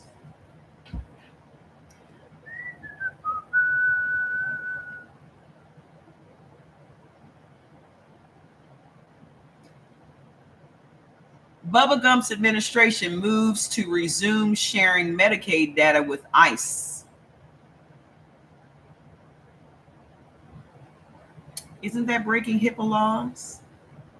Isn't that breaking HIPAA laws? Oh, I found this to be freaking interesting because I've been calling for this for years. New Jersey may stop paying federal taxes under the new governor. I've been telling y'all to stop doing it. Why are the blue states sending money? Because the blue states is literally who funds the red states. Why are the blue states sending money to the federal government and then the federal government is not sending money to the blue states? Like when some shit happens in a blue state, he doesn't send the FEMA money. And as a matter of fact, he stole $80 million just the other day from New York's FEMA fund that had already been allocated from Congress. Stole it. It's missing. On the same day, old boy was in the White House. So look over there.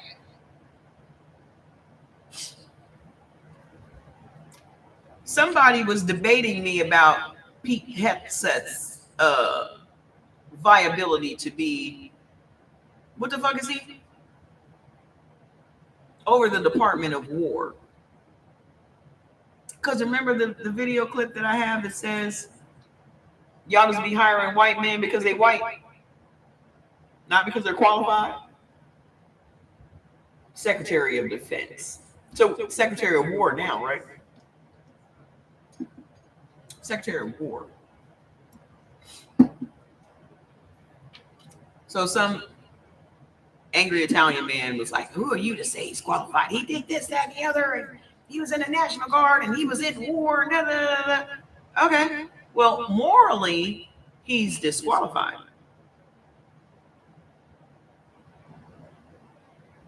Let's think about it for a second. This man resigned from the National Guard because he was barred from taking his next assignment because of his racist tattoos.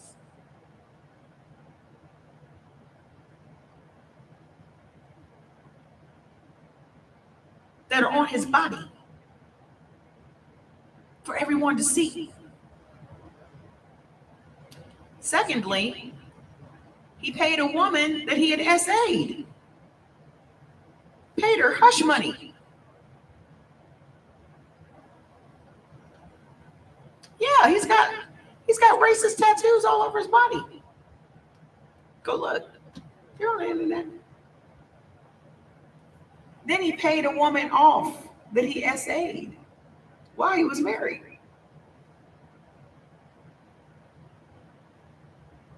Then he had a baby while he was married to another chick.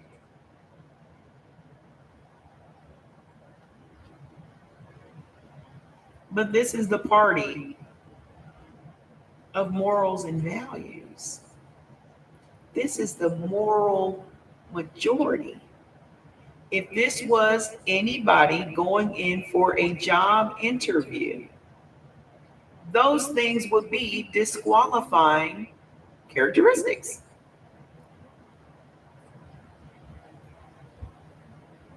So for somebody to ask me if I'm qualified to decide who gets to get a job, I have 15 years of recruitment experience. I have my own recruitment firm. He would have been a disqualified candidate in a heartbeat. I wouldn't even have sent his resume to nobody. I wouldn't have set up one interview for him.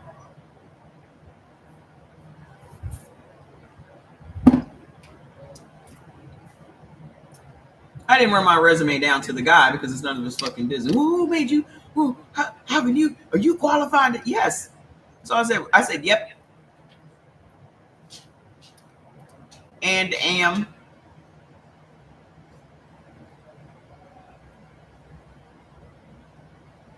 They do fall forward. I remember, did you ever read that book by John Maxwell? There's a book called Falling Forward. That's what it's about.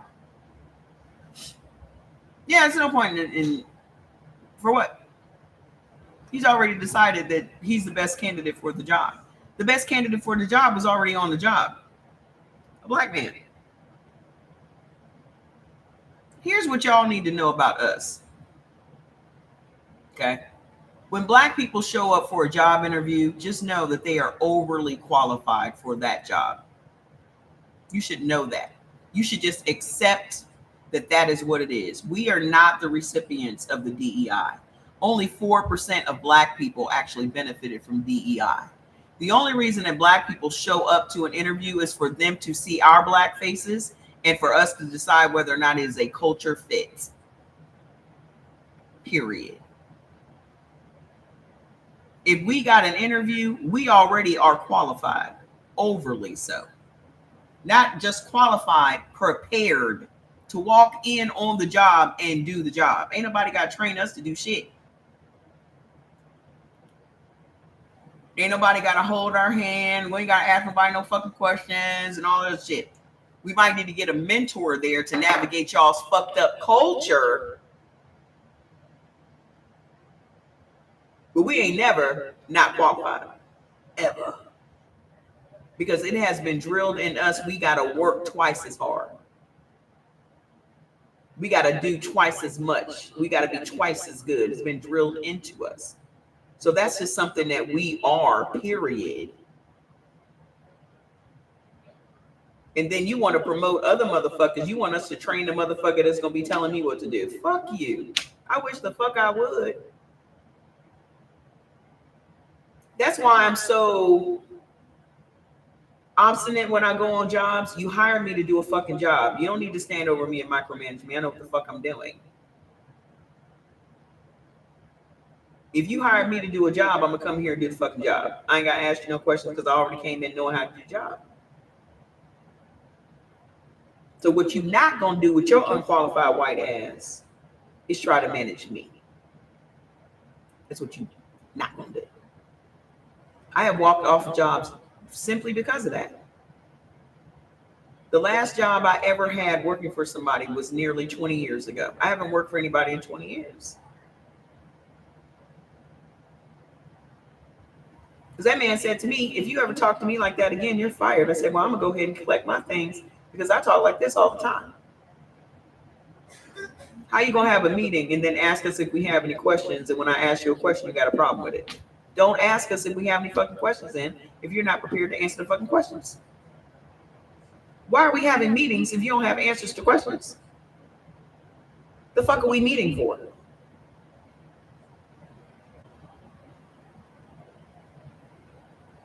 That's how I talk to them. Why are we meeting?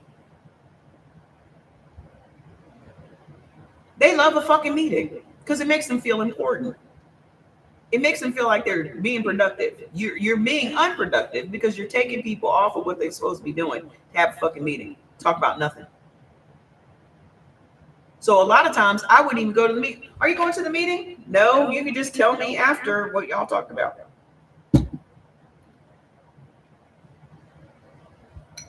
I be scheduling interviews and shit during the meeting time. Oh, you coming to the meeting? No, I have an interview. Oh, well, you know, it's mandatory. It's mandatory that we get these candidates out in front of these companies. What's not mandatory is a meeting.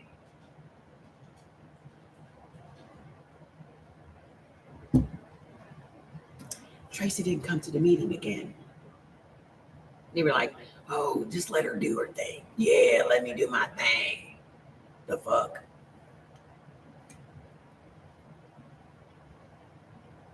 Right, could have been in a fucking email.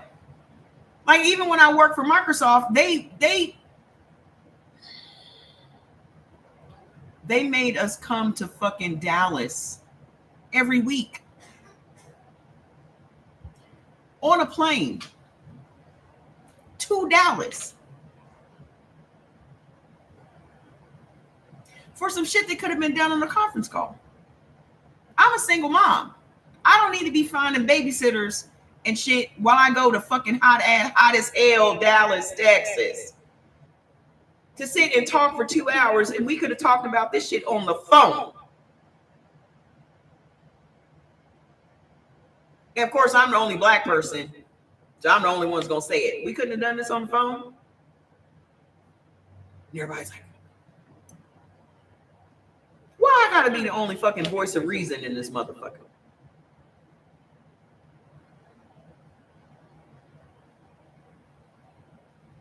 Because I don't hesitate to speak up. Excuse me, why are we doing this? Because that's what the guy got pissed off about. He's like, oh, does anybody have any questions? Yes. What are you expecting from the account executives? Oh, well, what do you mean? You done had a meeting telling everybody what you expect from them, and then you did not say what you expected from the account executives, which I am one of.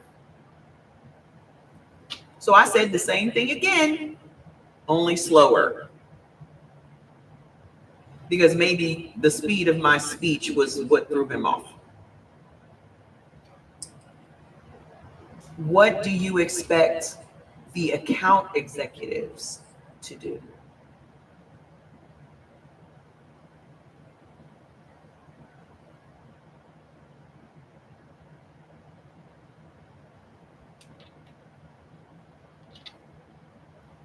This is how quiet the room was.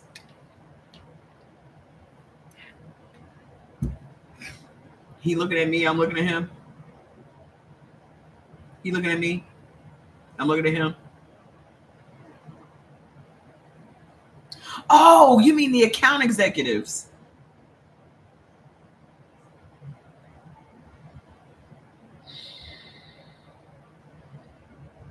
Heavy sigh.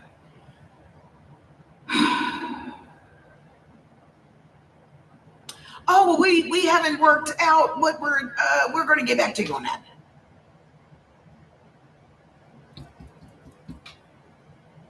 Okay. I went back to my desk, and he goes to his office, and he comes back like 30 seconds after going into his office. Tracy, let me talk to you for a second.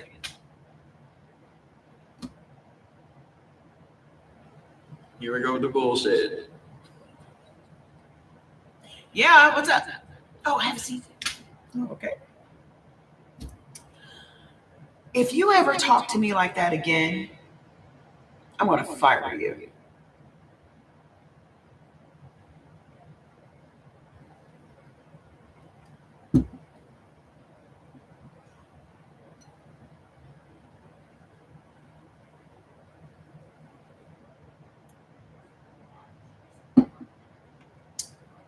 I said, oh,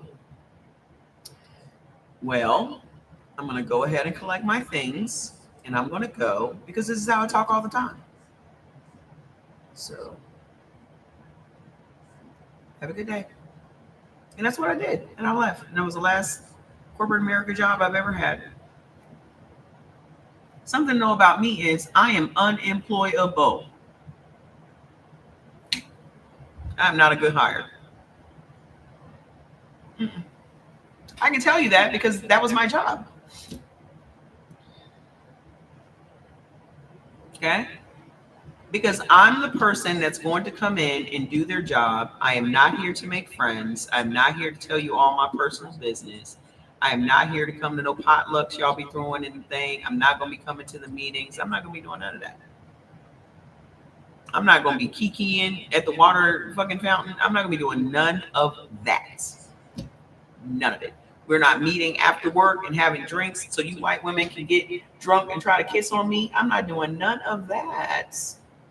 We are not. Mm-mm. That's what y'all be looking for. When y'all be hiring black people, y'all be looking for us to come and kiki with y'all. We're not kikiing with y'all. We don't want to kiki with y'all. We don't like you. We come here for a check. We wouldn't even be here if it wasn't money involved.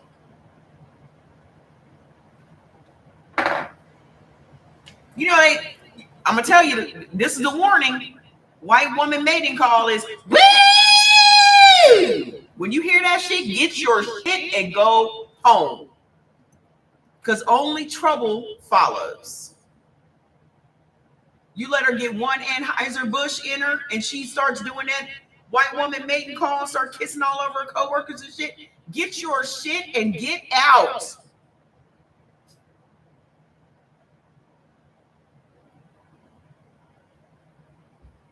You don't want no parts of that.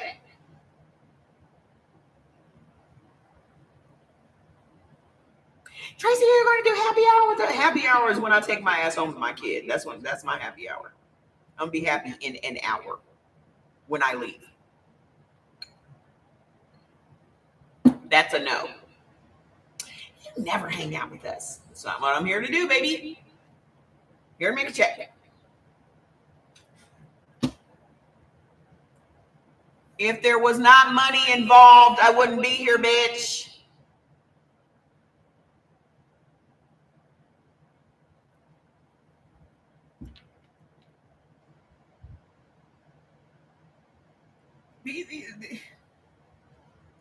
Y'all be asking us for too much. Y'all be asking us for too much. Just let us come. Just let us come and do the fucking job and leave us the fuck alone.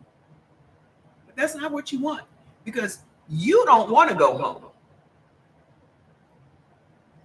White women never want to go home after work. They just happen to be free to go to work.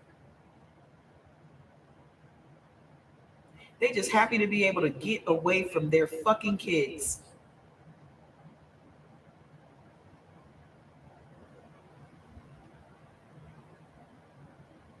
They don't want to go home after work. They're going to extend that time away from home as long as they fucking can. We're trying to get home. We got shit to do. We got shit to do. And they don't want to be around their husbands. They do not want to be around their husbands and their kids. So they trying to stay out on the street as long as possible. And the only way they get any freedom is to go to work. Because they know damn well if they ain't at work, they are not allowed to be out hooting and hollering.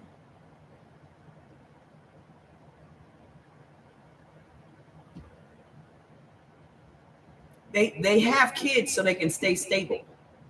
Because they feel like that's what's going to keep the husband married to them. Let's be honest.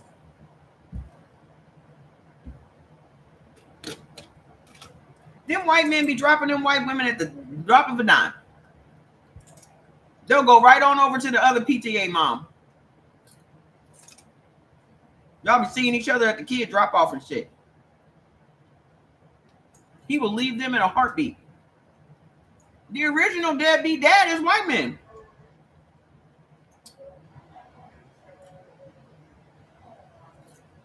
The original deadbeat dad is white men. How many illegitimate kids do white men have? You think this is my original color? You think that's your original color?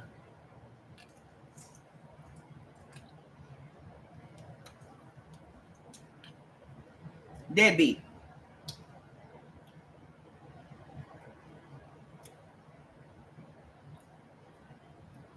I don't understand why I can't get better numbers. I don't get it.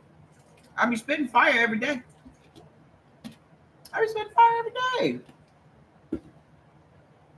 It's a conspiracy. Why don't I have 1,000 people in here? Because I will have y'all thinking differently.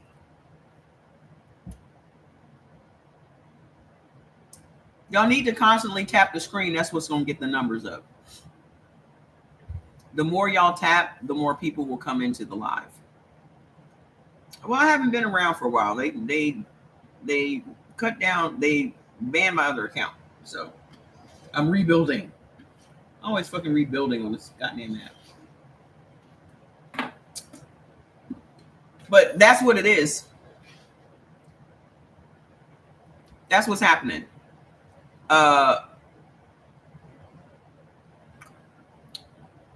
Go to work, get your job, and go home. I know I'm not. Well, I was teaching people how to eat according to their blood type, and apparently that's a problem. I just got a violation a minute ago. Talking about food. Whenever I talk about food, I get a flag. But when I'm talking about white people shit, they're just like, yeah, keep going. Yeah. Say that. Say more of that. I just want y'all to pay attention. They are just totally fine with me talking about some black white shit. Yeah, because it's the new TikTok now. The new TikTok is all about sowing discourse between the Americans. So as long as we are talking shit about each other, they're like, yeah, keep going. Which I don't have a problem with that. I don't have a problem with that. Because let me tell you, when I found out, well, I can tell you another way to be healthy though. I can talk about how to get healthy. Okay? Because then I'm going to tell y'all the honest to God truth, because this is what I found out when I was in the hospital.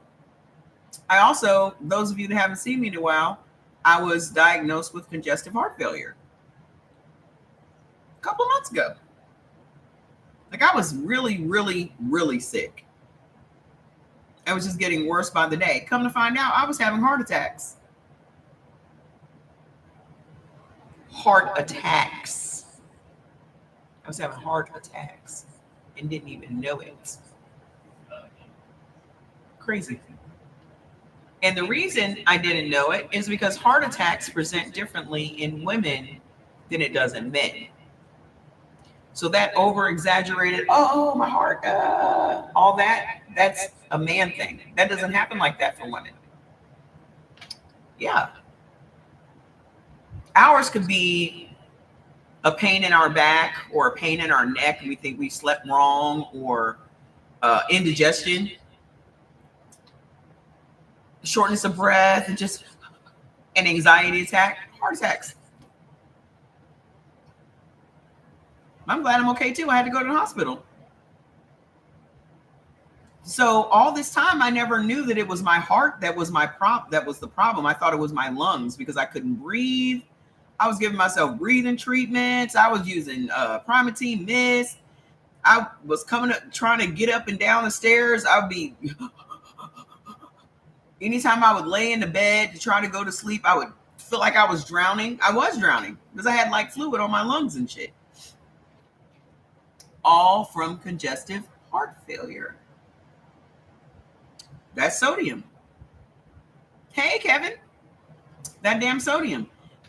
Something that I heard interesting today that I wanted to talk to y'all about. It can be all types of referred pain. Yeah. Yep. How was it diagnosed? I don't understand the question. You mean like what were the symptoms?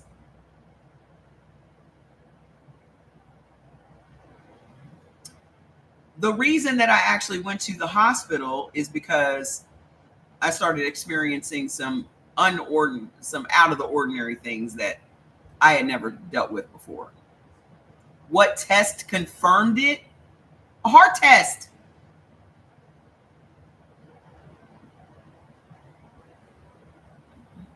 I had actually figured it out on my own before I actually went to the hospital. Because y'all know I have my own shit. You know I know my health shit. You know I know all of that. So I had done all my natural shit to fix myself, and none of that shit was working. So I'm just checking shit off like, it ain't that, it ain't that, it ain't that, it ain't that, it ain't that. And so on Sunday, I was like, I think I have congestive heart failure, because I was researching, And that was the one that I had every last one of those symptoms. I went to the hospital on Tuesday and they confirmed it. You have congestive heart failure. It wasn't hard to tell because my leg had swollen up. My left leg had swollen up, and then it had started swelling up in my right leg, which tells you you don't even need to have a test. What were y'all doing before tests? Your body tells you everything that you need to know. My stubbornness is what got me to that point. My stubbornness comes from a very honest place. My stubbornness comes from a very honest place. The most honest place being medical racism. I had already dealt with medical racism the whole time I had sarcoidosis. So I wasn't quick to be back under a doctor's care if I could fix it myself. Y'all know me. I'm not just going in there for shits and giggles. I got to be this close to meeting my makeup, and was.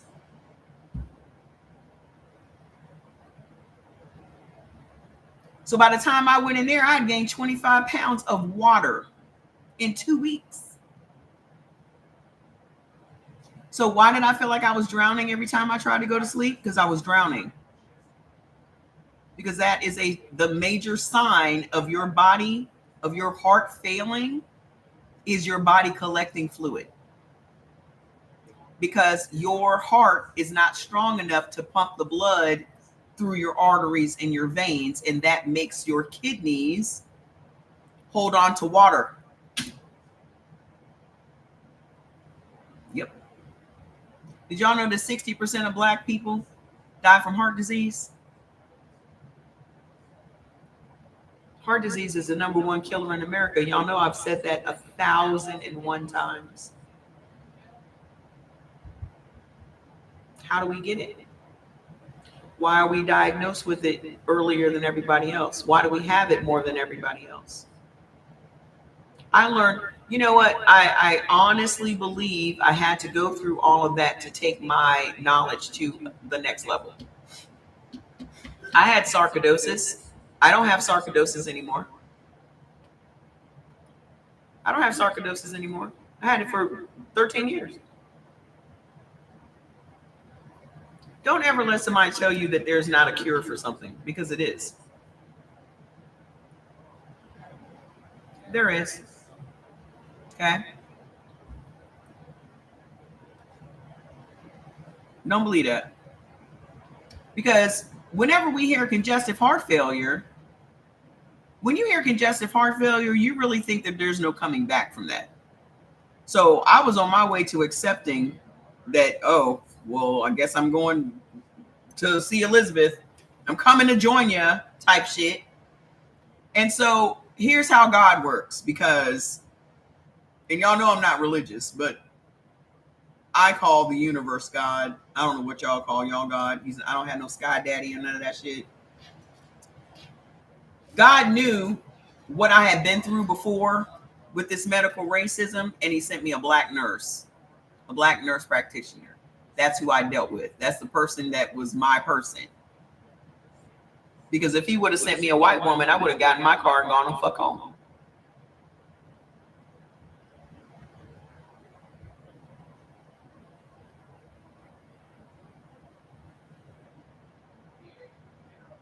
Absolutely fucking not. Absolutely. Do you think? No, absolutely fucking not. Not today, Satan. Not today.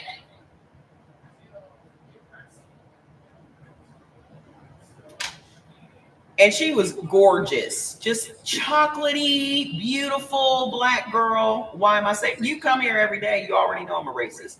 You come here every day with the same bullshit. You're a bot. So let me go ahead and do this. You're a bot that comes here every day and says the same thing. Don't come over here with that. Why would you say that shit? Why can't y'all allow black people to be bigots like y'all are bigots? Why can't y'all allow us to openly say we don't like y'all the way y'all be saying y'all don't like us? Why do y'all have such a hard time with that? Y'all the main motherfuckers out here like, we don't like niggers and da-da-da-da-da-da. The minute we say we don't like cracker ass crackers, y'all like, what do you do? Just you're so mean.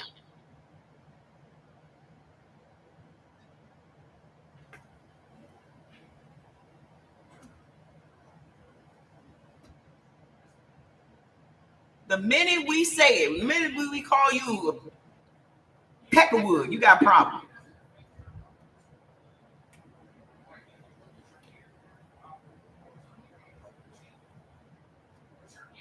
Why are you being this way? I was born this way. I wasn't one of them sleepy motherfuckers that had to wake up. I was born just like that.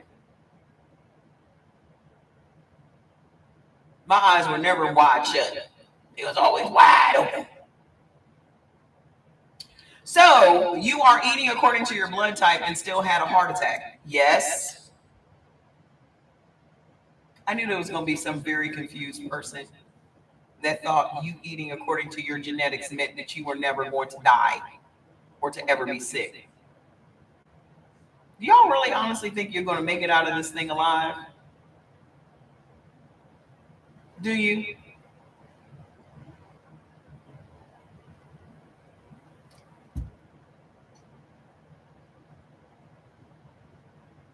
You really think you're going to make it out alive? All those ancestors that were eating according to their blood type still died, didn't they? Here's what y'all need to understand about my case in particular. Let me break it down for you. Okay? Because I'm a person that is always going to get to the bottom of the problem and find out what the root of the problem is, I got to the bottom of the problem. And this is why I know as much as I know now. This is why I don't hesitate to cuss people out and to really, really spit the truth. My undeniable truth about how I feel about things. Listen up. Y'all want to take some notes, especially black folks. Okay. We have a system in our body called the allostatic system. Okay, this is a science. I'm spitting science right now. Okay, we have a system in our body called the allostatic system. That is the system that regulates our stress. So our cortisol, our adrenaline, our norepinephrine, all those things are regulated by the allostatic system. Okay, in Black people specifically, our allostatic load is heavier than other races of people. That means we have more wear and tear on our bodies from stress. Okay? That is the underlying reason 60% of Black people die from heart disease. Heart disease is not coming directly from the foods that you're eating. It's coming from the stress. And the number one thing that stresses us out is racism. It's the number one scientifically proven thing that affects Black people. Even the thought, they said in the science that I read, even the thought of perceived racism stresses us out. So imagine how you feel when you see a police car behind you and you're driving your car. How you feel? You can literally feel the cortisol raising in your body. Can't you? Can't you? You can feel your blood pressure going up, can't you? That's why I tell y'all, none of this shit is by accident. They do the shit on purpose. They do it on purpose. They know more about our shit than we know about our shit. They do it on purpose. That's why I don't forgive them for slights. That's why I don't forgive them for shade. That's why I don't forgive them for overstepping. Because I'm going to fuck them up every time. Because I care more about how your bullshit affects my body than saving your fucking feelings. Fuck your feelings.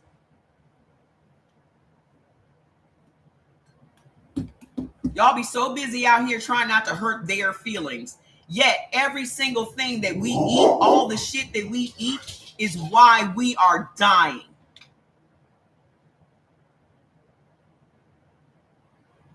You and your couch.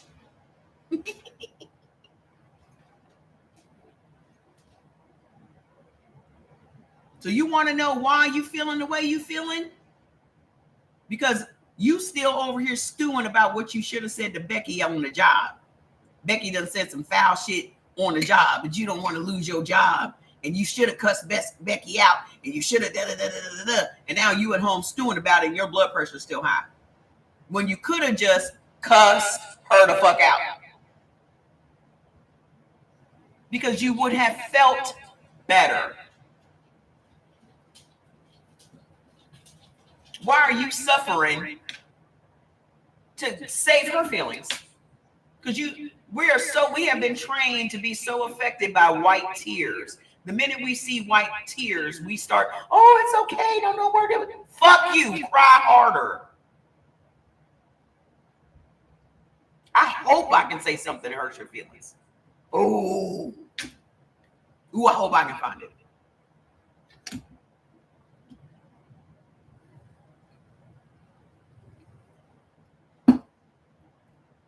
So you want to know why we are diagnosed with high blood pressure in our 20s? That's why. I got called a nigger in the 3rd grade. I didn't even know what that was.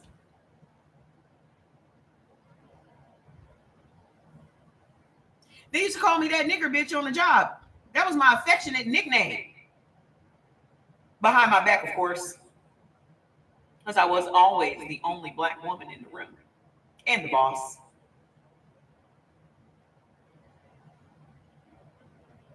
I was beating every white man in 5 states.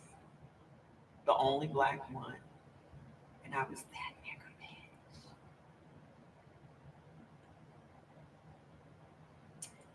That nigger bitch is putting numbers on the board, boo-boo.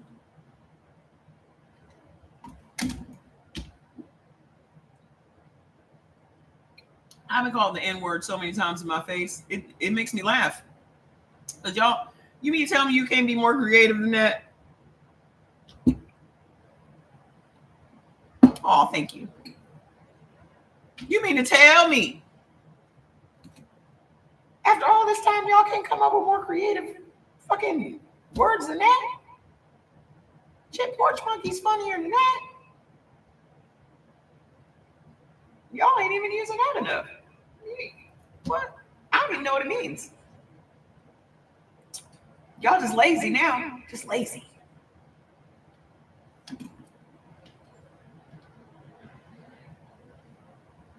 Lazy. Y'all really think that should be bothering us? Y'all really be thinking what it's gonna do is get your ass fucked up. That's what it's gonna get. That's what it's gonna get. Y'all really be thinking, oh, I got her. Oh, I just called her the N-word. So proud of yourself. Bop. This ain't the 50s.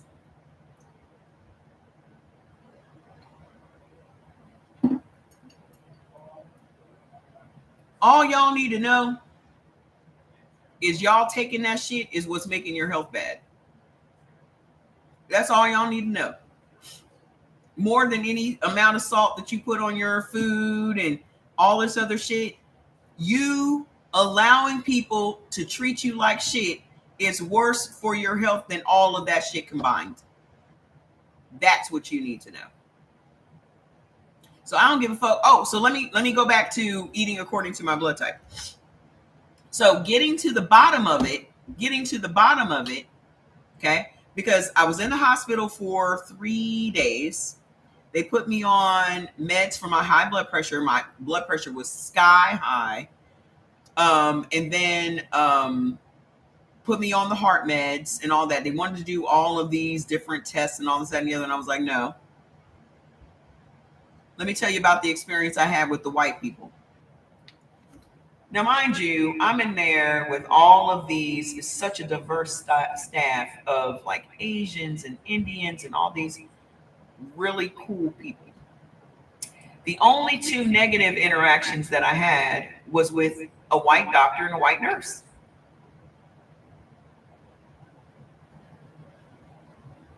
Okay? So you can't tell me that it's me, it's them. Because I got along with everybody, famously, until then. The one was asking me about my nails, of course, the lady. How do you wipe your ass with those nails? That's what she said. We're just so curious. How do you guys wipe your ass with those nails?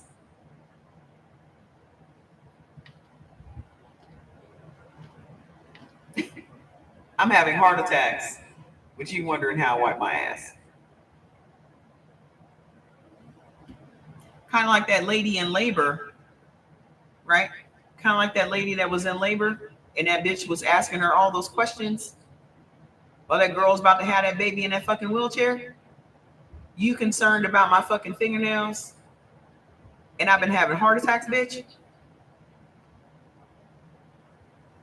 Wheel my shit up to my room and get the fuck away from me. I wish I'd known my own way to the room. I would have done that. No, it's your job to push me. Push me, bitch, and shut the fuck up. I told her she needs to buy better toilet tissue and stop stealing it from the hospital. She didn't get no power that day. I made that bitch feel real raggedy. Oh, we just have so many, like she was from the white delegation. We just have so many questions. I said, well, you met the wrong one because I gatekeep secrets. I don't be educating people. I'm telling y'all nothing else.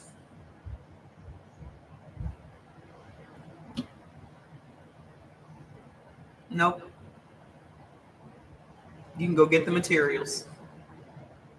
Nope. I got 3 cookbooks and all of that. You can go get the fucking materials. I'm not doing it anymore.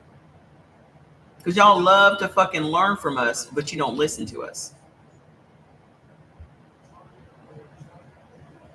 And I say it all the time that white women would have gotten a lot further had they aligned with black women, but y'all chose to align with white men. And look at you now. Look at you out here fighting for your lives every day. Every day. Now, I know you do. I know you want to learn. But you still didn't take your ass out there and do what you needed to do. It's like this little, we'll get back to that little white heifer that I reposted a little minute ago. We'll talk about that in a second. So me getting to the bottom of it, I'm in the hospital. I done lost 10 pounds in one day. All this fluid is coming off me, right? So we get this white doctor that comes in. He's the one that tells me, oh, did they tell you how terrible your heart is? Did they tell you how terrible your heart is? That's how I started off the conversation.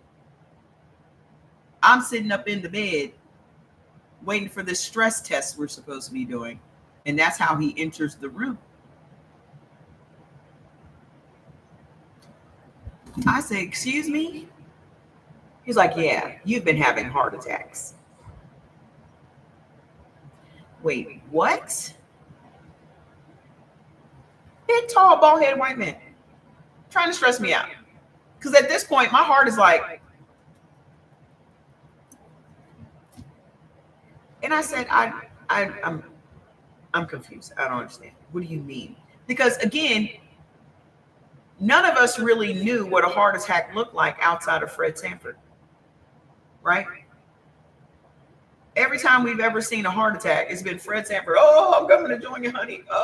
Right? So we never knew what a fucking heart attack really looked like. So this man's standing over me, talking about, yeah, you've been having heart attacks. And we're going to do an angiogram and we're going to slit you at your groin and slide the tube up and we're going to, no, you're not. That's what he wanted. I said, no, I'm not doing that. What do you mean you're not going to do it? I am not allowing you to slit me in my groin and slide a tube up to my heart. That's what I mean. And so basically he was like, oh, well, if you don't want to do the test, you can go home. I'm not doing it. Mm-mm. For what?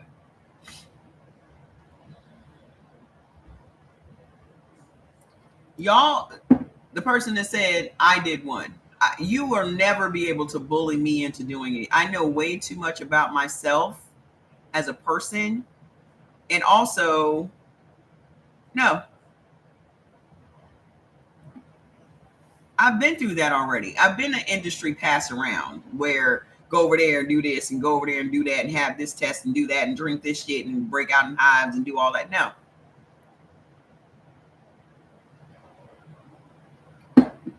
So he gets mad. If you don't want to have the test, then you just go home. And I'm like, and he storms out of the room. And on his way out, he's like, I'm like, send somebody else in here for me to talk to. Because apparently I can't talk to you. So my doctor comes in and my doctor's like, did you ask to go home? And I was like, no. He said, did you fire Dr. Jeffick? I said, we never talked about firing anybody. He just stormed out. I said, is that what he told you I did? Did I fire him? He wanted to do that. What do cardiologists sell? What do surgeons sell? What do these different things sell? They sell their procedures, and I'm not buying. Okay? I'm not. So he said, I told him everything that happened. Oh, I forgot the worst part. He comes, I said, send somebody else back in here to talk to me. He turns around, storms back into the room, leans over into my face and says, fine, I will, because you're being extra.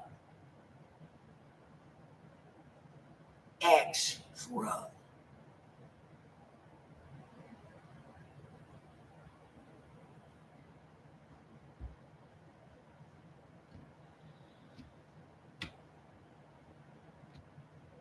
They are a money grab. And I said, okay. He never would have said it to a white woman. He never would have said that to a white woman. He never would have said that to a white woman. He never would have accused a white woman of being extra. My heart was like this. It was literally jumping out of my chest because all I wanted to do was choke the shit out of him. That's all I wanted to do. Because as soon as he came in the room and the way he started off, I'm like, I don't want him touching me. I don't want him nowhere near me. He tell you how terrible your heart is. Who the fuck are you talking to? Who are you talking to like that?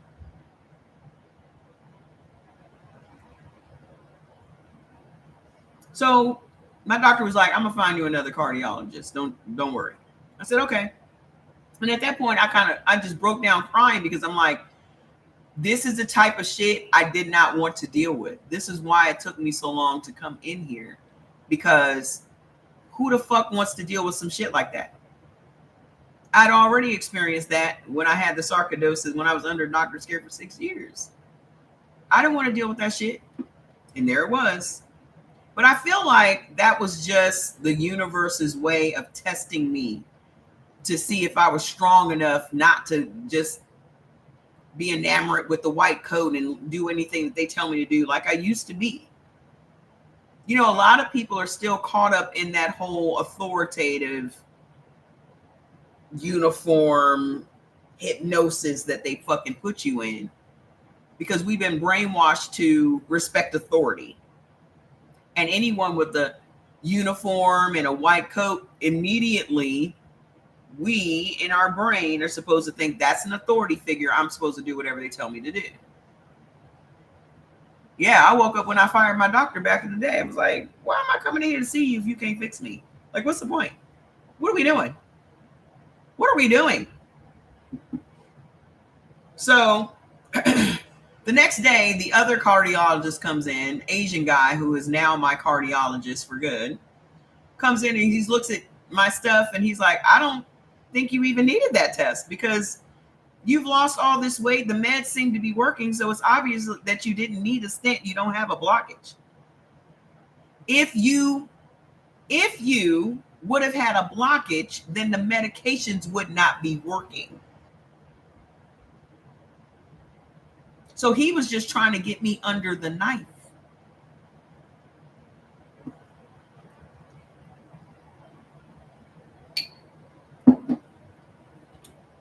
Not today. Yeah, I didn't have a blockage. And still don't. Went for my follow-up. Doctor came in and was like, I didn't even recognize you.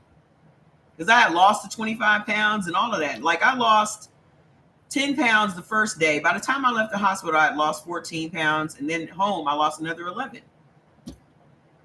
Okay. So but here's the thing. So I come home and I'm taking my blood pressure every day. And my blood pressure is still high. Everything else is fine, but my blood pressure is still high. So I'm like, why is my blood pressure still high? I don't understand. And when I say high, I mean now the blood pressure, the normal blood pressure, they've changed it from 120/80 to 120/70. My shit was in the 90s. To be like 140 something over 96 or 155 over 101 or some crazy shit like that. So got up on I got released on Thursday, got up on Tuesday. I got released on Friday, got up on Tuesday. Felt like I was having an anxiety attack, right? My blood pressure was 177/111. Now, mind you, heart attacks happen mostly in the mornings because your blood sugar is high, your cortisol is high, your blood pressure is high, normally in the morning. Okay? So most heart attacks happen in the morning. So I'm doing some work and I tell ChatGPT, like, my blood pressure is 177/111 because it's been tracking all of my shit all this time, doing my meal plans for me and all that stuff. And my ChatGPT was like, Mama Trey, I know that you're a strong woman, but you need to go to the hospital right now. I told Jordan, I was like, I need to go back to the hospital. So what I have figured out was the one thing that they had not dealt with was my anxiety. You've given me meds for this, you've given me meds for that, but I still am dealing with the anxiety.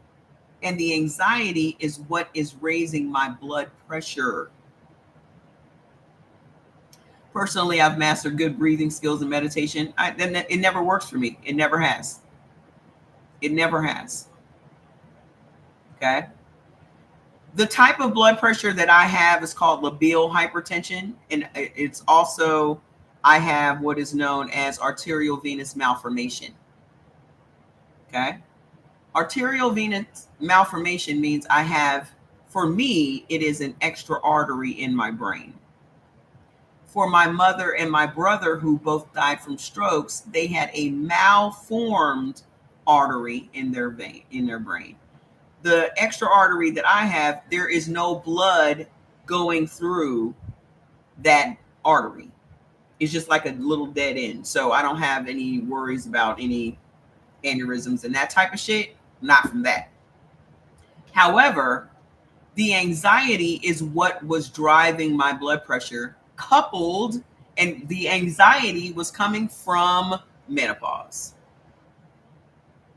See, what they never do is they never know about menopause. Menopause is the wild card in all of your health issues as a woman. Okay? Menopause is the wild card in all of your health issues when you are a woman. Okay? Because you have to learn how to connect the dots. I have been taking Chill for almost 4 years. And I had stopped taking it when I was trying to figure out what was wrong with me. That is what had been managing my anxiety. How many of y'all on your Chill today?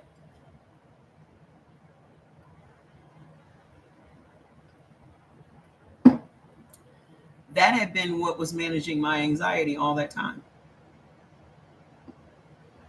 And I hadn't been on it in months, at least 6 weeks. I wasn't, because I stopped taking everything so I could figure out what was making me sick. So when you're trying to evaluate on your own, you have to stop taking stuff. It's an anti-anxiety formulation that I created 4 years ago. Yeah, just I can't talk about it on here because y'all know I'll get a violation. But I'm working very hard to get a TikTok shop. That would be awesome. I don't know why I'm just not smart enough. Yeah, it's very natural. And the problem is with chill, if you're taking meds for your blood pressure, you should not take it. Because there are 4 herbs in it that keeps your blood pressure low. Like St. John's wort. That's another one. If you're on high blood pressure medications, you should not be taking St. John's wort because it will completely interfere with it. So there's St. John's wort, there's valerian root, there's lemon balm, skullcap. All of those things are in the chill, and those 4 things help to lower your blood pressure. So I've never had to deal with any anxiety and all that other stuff because I was taking that. But I hadn't been taking it. So my anxiety was not addressed, and that is what was keeping my blood pressure high. Another thing that keeps your blood pressure high is when you are in menopause. What about high John? I don't know what high John is. When you are in menopause, your body becoming depleted of estrogen makes your arteries and your veins brittle. Did y'all hear what I said? So when you, I don't know it. I've never used it. It's not in any of my stuff. You could, but I would not advise it. I wouldn't advise it. I mean, unless you're on something like super, super strong. But when you are in menopause and your body is depleting itself of estrogen, your arteries and your veins become brittle. I think he's talking about St. John's wort because I've never heard of high John before.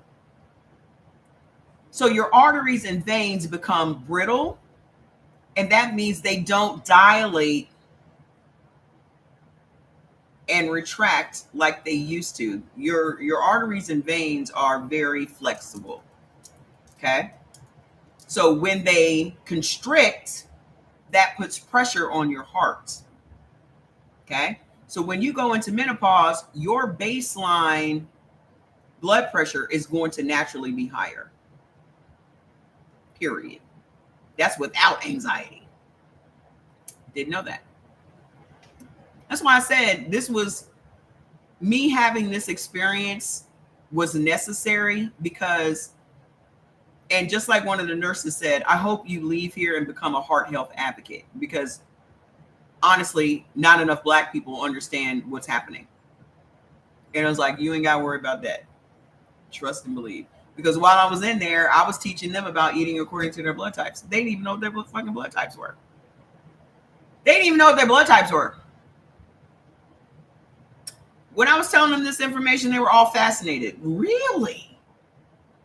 Because they couldn't understand why it was that I had no other illnesses. Why didn't I have diabetes? Why didn't I have kidney problems? Why didn't I have liver issues? Why didn't I have all this other shit that at 56 I should have had? They could not understand why I wasn't already on. Anytime somebody, so are you on any prescription drugs? And I'm like, no, they're not. None. And I'm like, no, not at all. Not in the last 15 years. So even the doctor said you would have been, my cardiologist said this would have been a lot worse had you had other ailments. Like if I had had diabetes coupled with this, my congestive heart failure would have been worse. If I had had kidney issues coupled with this, it would have been worse. But thankfully, I didn't have any. So when the person asked me about how did you have this with eating according to your blood type, because my problem, my congestive heart failure, is coming from anxiety from menopause,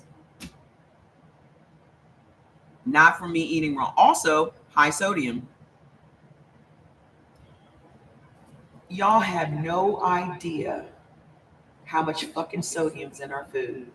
So even though I'm eating according to my blood type, and my blood type is blood type AB, so I can't really tolerate meat. So the only thing I benefit from really is turkey and tofu. So, and fish. So when I'm making my fish, and I eat a lot of Asian foods because that's what my blood type A and blood type AB, leans more towards plant-based foods and fish. So pescatarian lifestyle.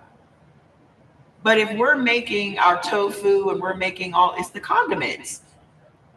If y'all go and look at how much sodium is in like one little packet of soy sauce. So I'm marinating my tofu or I'm marinating my fish, and that shit is like super high sodium. Like one little fourth of a teaspoon of fish sauce is 1,500 milligrams of sodium. Just curious, how long does menopause in women? It can be a fucking decade. It can be. There was a lady on here that said she'd been in menopause for 15 years. It can be. They say it's supposed to be 5 to 7 years, but it's longer than that. It really is no across the board. This is when it ends for anybody, because everyone's body is different and they don't spend no time and money trying to understand the female body. The female body is way more complicated than the male body, and they don't spend no time trying to figure our shit out. Because why? They don't value women. They don't give a fuck about us, especially if you can't handle kids. You don't have no value to this country without a womb. And in this country, they don't value age. This country is about youth. You can't tell from all the pedophiles. Hell, you pretty much out of their league at 18 at this point.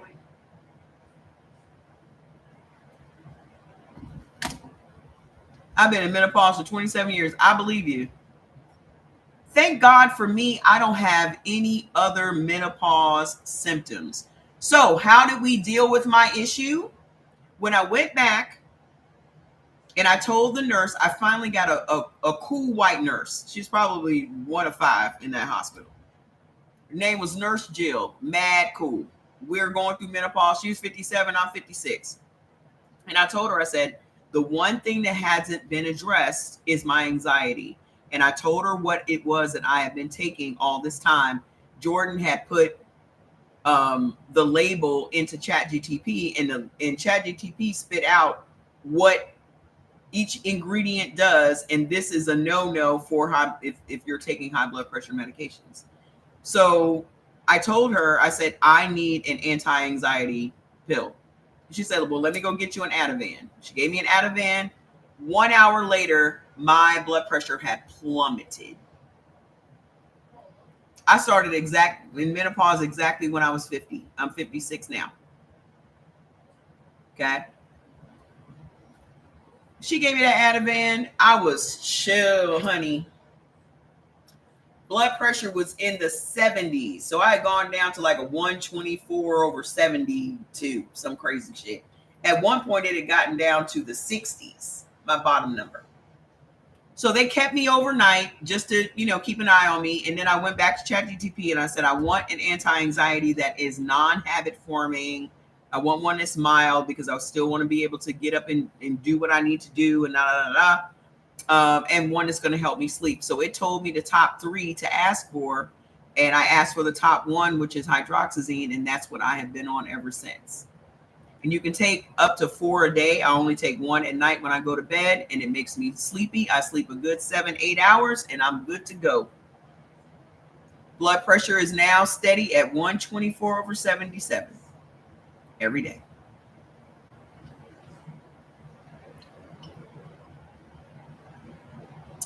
So if you're dealing with any of that shit, take your ass to the doctor. Take your ass to the hospital. The emergency room. Hydroxyzine. It is the cousin of Benadryl. So it's super mild. But it's like one step up. You know how Benadryl be making you drowsy? It's one step up from Benadryl. Somebody on here said that they had taken it, but they didn't like it and they had stopped. And I was like, you need to take it for at least a week. Because I know when I first, like that second or third day that I had taken a whole one, my legs was like linguine. I walked into Jordan's room, I was holding the wall. Like, nigga, what is happening?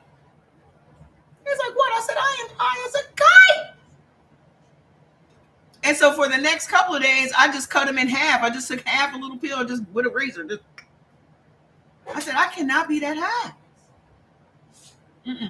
It'll no, because I haven't been on it long enough to notice any liver problems. I'm still drinking the water. I'm still doing what I'm supposed to be doing. Everything's going to affect something, sweetie. Y'all going to have to accept that. Y'all going to have to accept that. There is no way we are going to avoid anything. Okay? But I also drink my detox tea every day.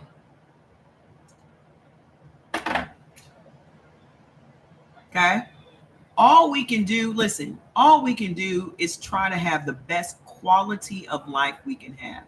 Nobody knows how long they're going to be on this earth, but my whole mindset has always been, I don't want to be in pain. I don't want to be sick. I don't want to be debilitated. I don't want to be in pain, because what is the point of living like that? Somebody's behind me. Hello, fat daddy. Hi, Mama Bowie. What you doing laying down there? Hi. I don't want to be in nobody's pain. I don't want to be huffing and puffing, going up and down these steps. I don't want none of that. I want to still be able to get up and get in my car and go and do whatever the fuck, travel and do all that other shit. I'm not able to do none of that sick. Okay? No, we're not doing none of that network marketing shit over here. So don't bring it over here with that bullshit. I was in network marketing for 35 years, sweetheart. I've heard of everything. A leader, Joseph. I'm not new to this. I'm true to this. Okay? So listen. What was the other? Oh. So this little white girl made this video that I saw today, and I reposted it before we got on the live. Listen to this bullshit. Y'all listen to this bullshit. I started in Amway when I was 18. I know everything. I know all the law. I know everything there is to know about it. I've sold everything except cooch.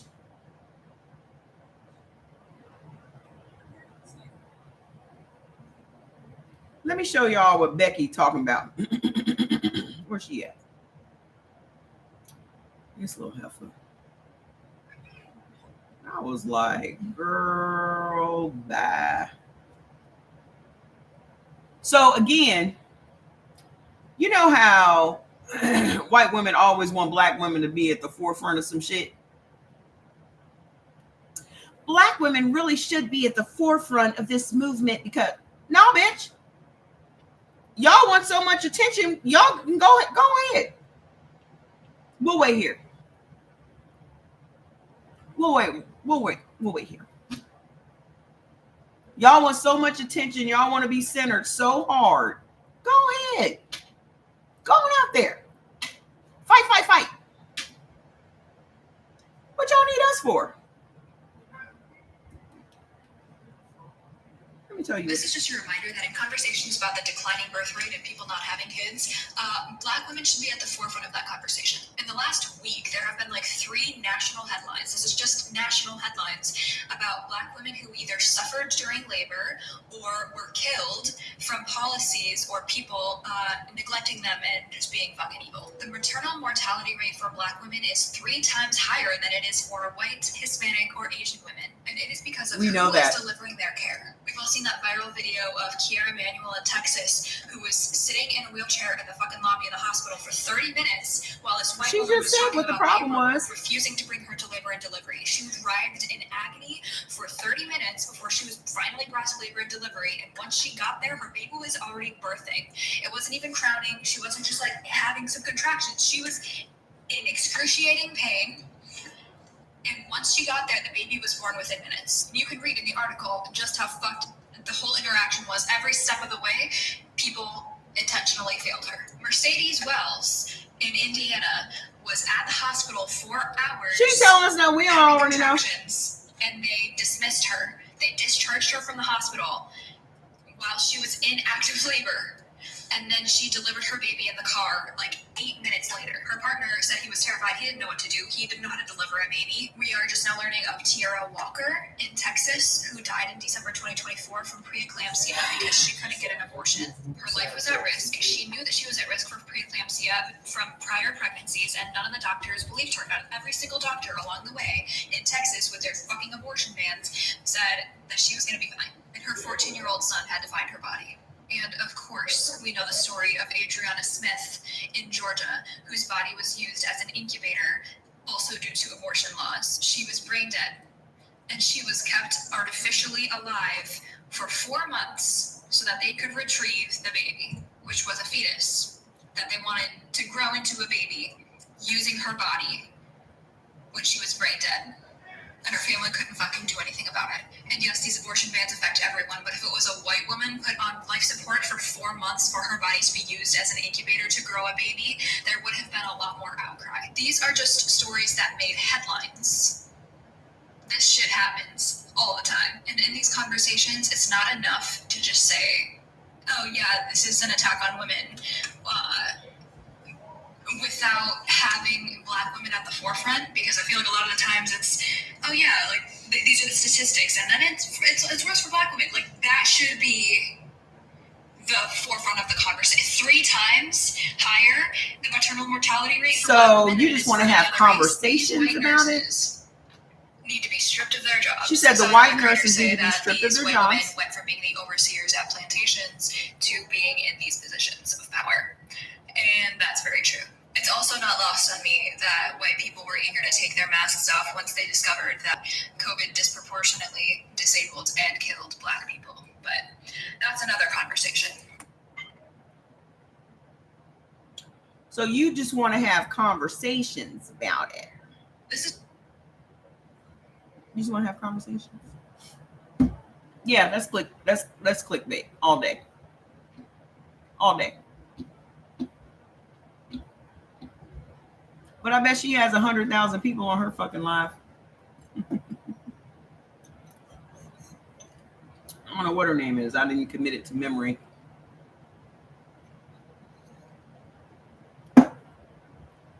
Listen. White people just stating the obvious shit that Black people have known for a long time is what makes them money on TikTok. We've been saying this shit. Nobody listens to us when we say the shit. But them coming up and stating the obvious is what gets them clicks and makes them money. They're literally saying what we have been saying for decades. Word for word. And so my comment to her was, nah, boo. That's for y'all. Y'all go ahead and handle that. Because in my mind, all Black women need to be dealing with doulas and midwives. We need to divest from their system. Now, mind you, that whole system was built on Black women's bodies. Black men's bodies. The entire medical industry is built on them experimenting on us this entire fucking time. Only to have these white nurses and these white doctors, but more commonly, these white fucking nurses try to have some power, again, that they don't have at home. And why the fuck would I put my life in that bitch's hands? So like that woman was on my live the other day, and I was like, I don't want white people working on me. I don't want white people. Well, why would you say that? And that's why. That's exactly why. Because of medical racism, medical apartheid, whatever way you want to describe it. Y'all will not do right. Period. And then people will say, well, why would they go into nursing if they didn't want to help people? Because it's a job. Because they make money. Just like everybody else goes into whatever they go into for money. Nobody goes into something because they want to save lives and they want to do it. No. They want to be called doctor. They want to be in a position of authority to lord over other people. They want the respect that comes with being a doctor. They don't give a fuck about people. That's the difference between going to a dealer and a healer. I understand that in order for me to get over whatever I need to get over and get my EF number higher, I need to be on prescription drugs. But I also went back for my follow-up and my doctor was like, you can come off that water pill if you want to. You're doing great.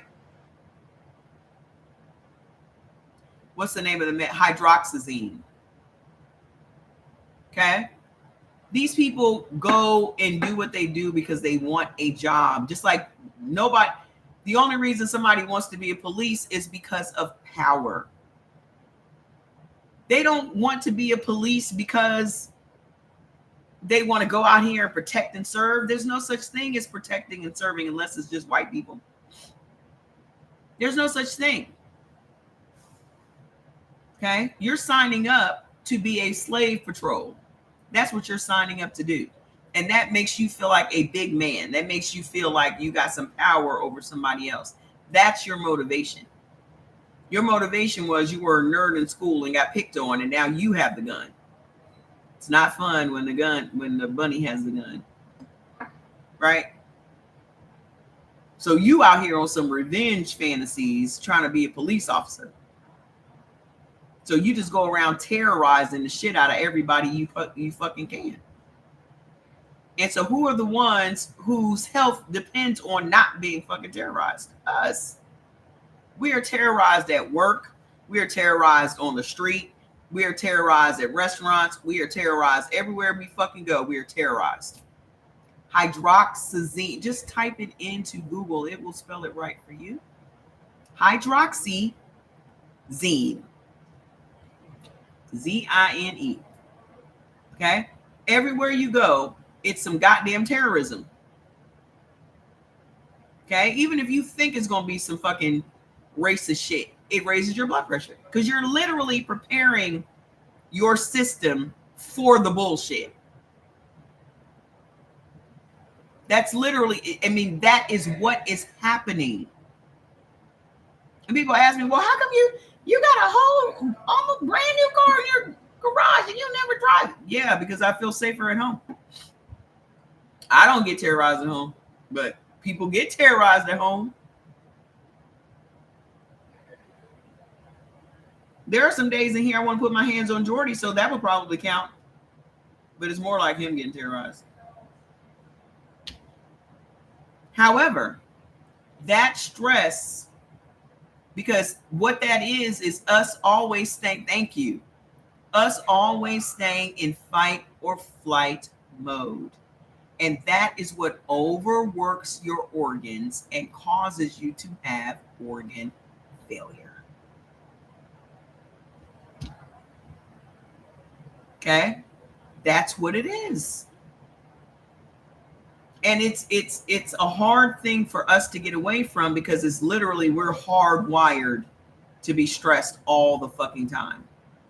And then we're so hardwired to be stressed, and also we put pressure on ourselves to always be doing something.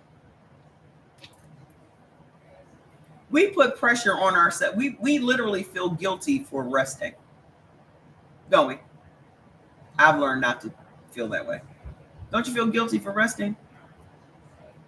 Especially if somebody else is in your house and they deem that something needs to be done.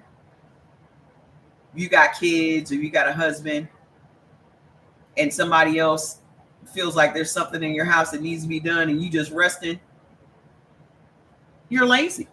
Why aren't you up doing the dishes? Why aren't you up washing these clothes? They're not going to wash themselves. Why aren't you up doing such and such and blah, blah, blah, blah, blah. So we are made to feel like shit for just taking a nap. Okay? If I'm tired, I'm laying it down. I don't give a fuck what's going on. Because whatever I left is still going to be there. Whatever I left is still going to be there when I'm done. Used to work in the transplant clinic, and there were so many black patients. Well, black people literally are the renal industry. You want to know why more black people have kidney issues than everybody else? It all ties in. It all ties in. Because my problem with going on blood pressure medication was because it messes with your kidneys. So when I was first there, they were like, yeah, we're going to give you some blood pressure meds and this, that, and the other. And I said, what blood pressure meds? And they named off the usual suspects. Put in the comments what the usual suspects are for black people in high blood pressure meds. What are the usual suspects that they give to black people? What is it? Lisinopril? Is it lisinopril?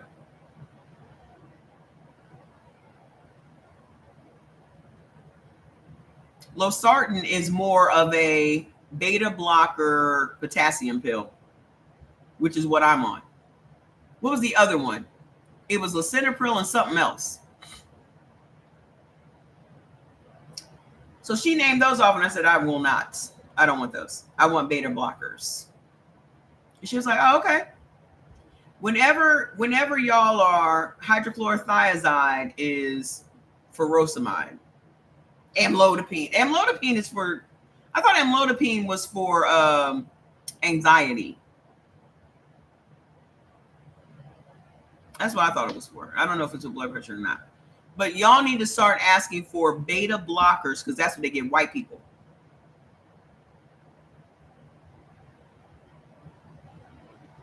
Yes, lisinopril will swell your lips up.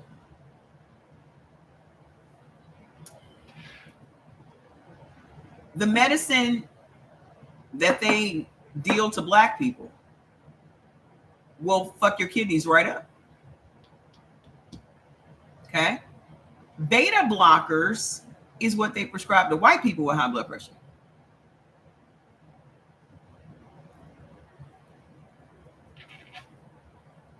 So when she told me those two, when I first started, when she was, we're going to give you,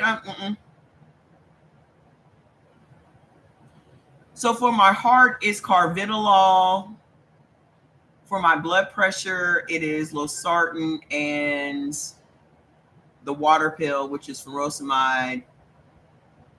And then what is it? Spirolactone or something. What is that one for? I don't know if that one's for my heart too. I know the carvedilol is for my heart. But the spirolactone is what? Oh, and I figured out on my own that I had the potassium. I had too much potassium. Spirolactone, is that a beta blocker? Not a beta blocker, but just yeah, that's what it's called. I figured out that I had too much potassium. What is it called? Hypocalemic. What is it? Hypocalemic. I can never say any of these words. Hypoclemia? Anyway. Hyperkalemia, whatever it is. That's what I had. I figured that out on my own. Again, just like with the anxiety, figured it out on my own. Just with the heart failure, figured it out on my own. Because when I went to the hospital, they did not tell me something I hadn't already figured out. So they had me on the losartan and a potassium pill. And then I was eating foods that had high potassium. So I started feeling like shit for like 2 days in a row. And I was like, something's off. What's going on? Potassium. Well, there you go. So those are the two. Furosemide and the spironolactone is the diuretic. And then the carvedilol for my heart. The losartan is for my blood pressure. And then the hydroxyzine. And now taking aspirin. Because, again, blood thinner. Because as a blood type A and blood type AB, we naturally have thicker blood. So we are more susceptible to heart issues anyway. Blood type A's are way more susceptible to heart issues than any other blood type. Okay? The reason that blood type O hardly has any of these heart issues is because, number one, you have very thin blood. Okay? And you're not eating a bunch of, well, you shouldn't be eating, if you're eating according to your blood type, you should not be eating a bunch of carbohydrates at all. Okay. But I'm going to tell you something, that sodium plays into these issues. Because what I didn't even know is that even Whole Foods already has sodium. Every food already has sodium. Not added sodium. It's just in the makeup of the food. And I did not even know that. Okay. Let me give you an example. A 3-ounce portion, because portion size matters. Okay. Because when you're reading a label and you're looking at the sodium content, that's per serving. That's per serving. That's not in the whole container. That's just the serving size. So you have to pay attention to the serving size. Okay. So a 3-ounce piece of turkey raw already has 220 milligrams of sodium. It has higher sodium content than beef does. Beef has like, for 3 ounces, is like 60 milligrams of sodium. Okay. Vegetables already have sodium content. So we really don't need to add salt to our food. We're just so used to it. But let me show y'all a very interesting video. I hope I still have it. Let me show y'all another interesting video that I saw today. I shared it on my story, so I think this might be the one she's talking about. Did you know back in the day, up until like the 70s, black people were given like spoiled meat, the spoiled cheeses, milks, produce, like any produce, veggies, and we were told, like the molded bread, we were told to chop off the molded part, or like, you know, like salt, and use a lot of salt to get rid of like the spoiled taste. Did you know that? I'm trying to make sure all 3 platforms see the video. It's not just something random. It's not random. That's why we like our meats well done. Because the best way to get rid of bacteria is to add some fire to that shit. It's the reason we add a lot of salt to our food. Salt preserves. And it gets rid of the flavor.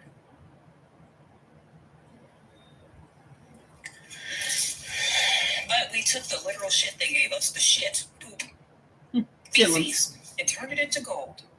And there's a movie coming out on Black Friday. It's called Terms and Conditions. And when I tell you, I got the chance to pre-screen it, and shout out to them for allowing me to do this. I got the chance to pre-screen it, and when I tell you, that is not a movie. That is a piece of art.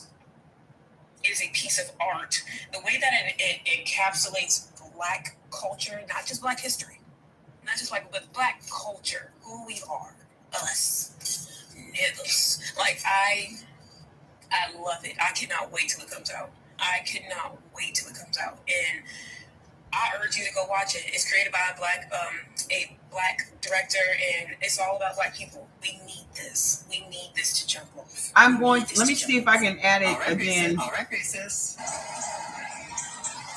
Look. Now imagine imagine that type of foolishness going up against 85,000 solid, strong, melanated chosen men from Haiti. Two delusional white guys from Texas learned a $500 million lesson that may cost them their life anyway, because they surely wouldn't have survived Haiti. The fake stories of colonization and slavery. Did y'all hear about them two guys that was trying to go over to Haiti? They're trying to go over to Haiti to make the women and children sex slaves.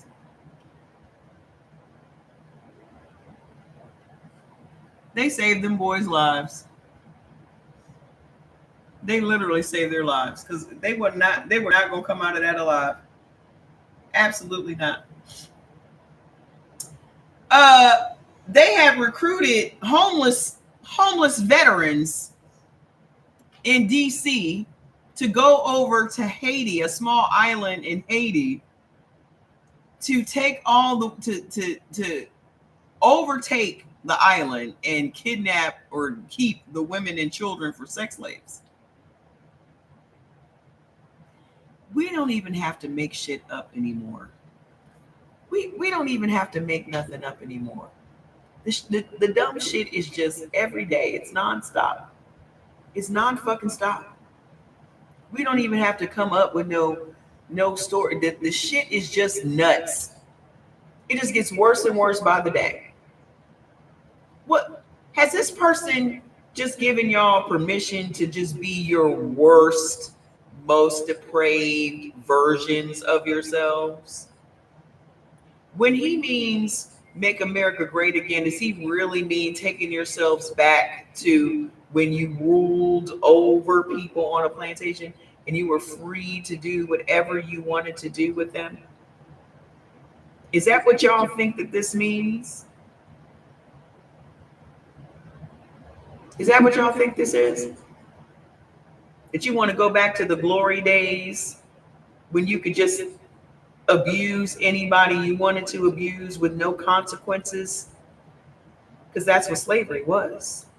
You could go and do and live out your most depraved thoughts, dreams, anything that you could make up in your mind. You were able to do it because nobody was coming to arrest you. That includes white women. Do y'all know that they made up whole laws to protect white women from killing black women and children? Did y'all know that?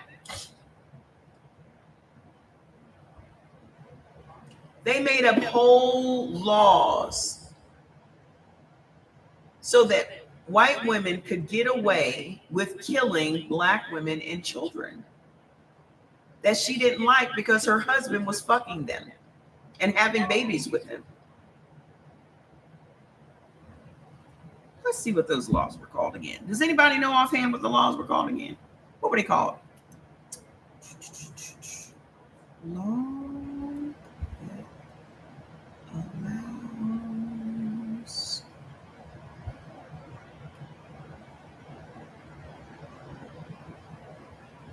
Ooh, this is an interesting one.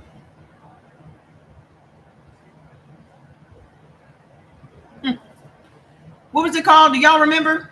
Hold on, I'll find it. Laws that allow.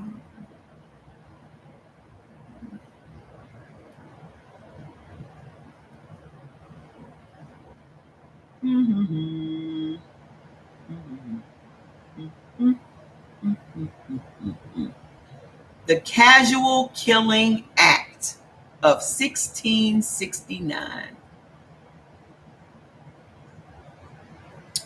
Laws in the slaveholding states of the U.S. and its colonies, such as the Virginia Casual Killing Act of 1669, granted general impunity to enslavers, both men and women, and other white persons who killed enslaved people while administering punishment or attempting to apprehend them.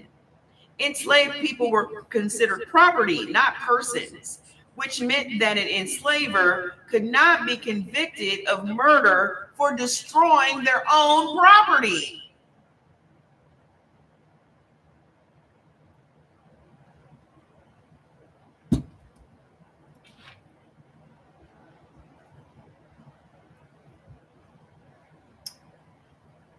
You should forgive them. It wasn't me. It wasn't me that had slaves, and it wasn't.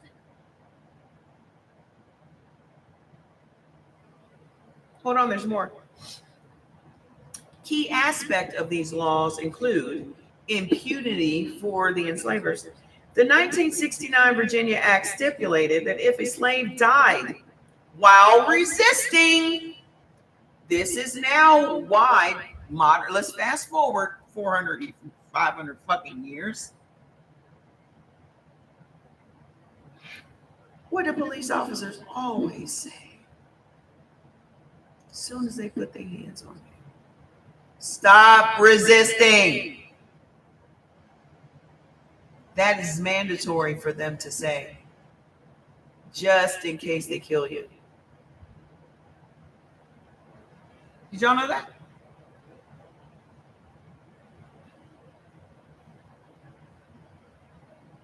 That's why it's mandatory for them to say it. Stop resisting. Stop resisting. I'm literally standing here. What are you talking about? Hold on, there's more.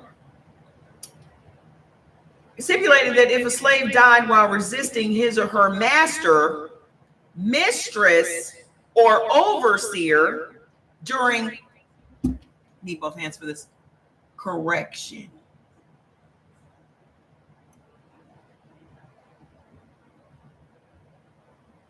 During correction, it's in quotes, the death would not be accounted a felony. The law presumed the absence of premeditated malice because no owner would want to destroy their property without cause.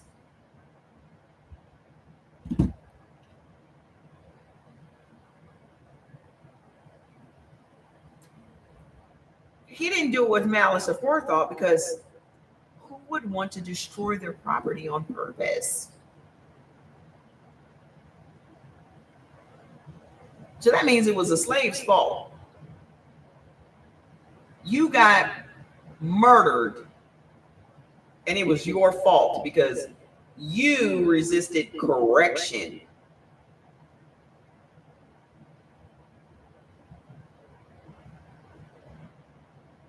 There's more.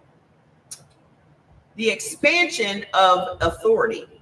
Later laws, such as the 1672 Virginia law for apprehension and suppression of runaways, expanded this legal right to use lethal violence to any white person attempting to capture a runaway slave. Did you know that? Now, think about every single white person that's minding every single black person's business.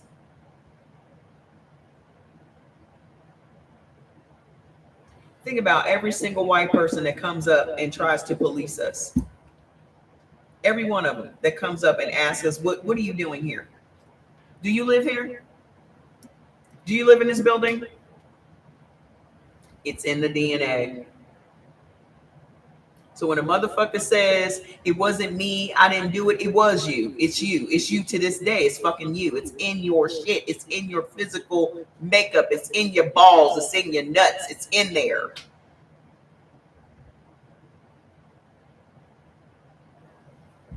Hold on, there's more. Slave codes. These laws were part of a larger system of slave codes that regulated nearly every aspect of an enslaved person's life and were designed to reinforce racial hierarchy and protect enslavers' interests. Gender-neutral language for enslavers. The laws generally apply to masters, owners, or persons in authority over slaves, which included white women who owned or had the charge of enslaved people. While states later introduced laws that technically made the intentional, malicious murder of a slave a crime, convictions were rare because enslaved people could not testify against white people in court, making it nearly impossible to prove malice. The system was designed to protect the enslaver, male or female, from prosecution.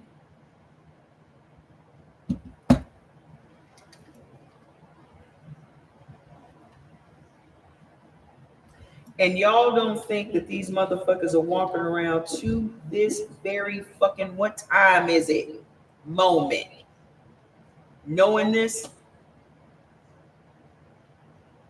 believing that they're entitled to this.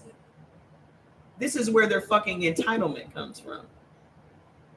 This is why they feel like they are entitled to come up and be in your fucking business. They feel like they are entitled to come up and ask you, what are you doing? What are you doing here?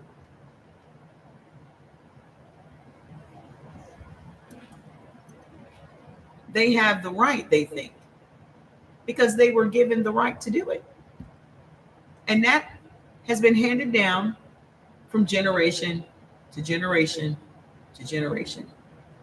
These motherfuckers could be 3 years old and still believe that they have the right to police a motherfucker. Because it's not only in their DNA, but it is reinforced by their parents. White women are not innocent in this shit. They were literally going around killing black. The hatred that white women have for us, they got it honest. They got it honest. Because the way their husbands were fucking us,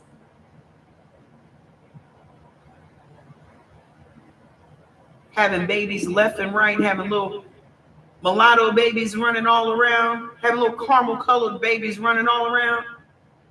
Every chance she got, she was whipping up on that woman. Every chance she got, she was killing her. Every chance she got, she was maiming her to make her ugly and unattractive to her husband. Because she wanted to make sure her husband wasn't out here fucking with the property. She was jealous. That jealous and envy has been passed down from generation to generation.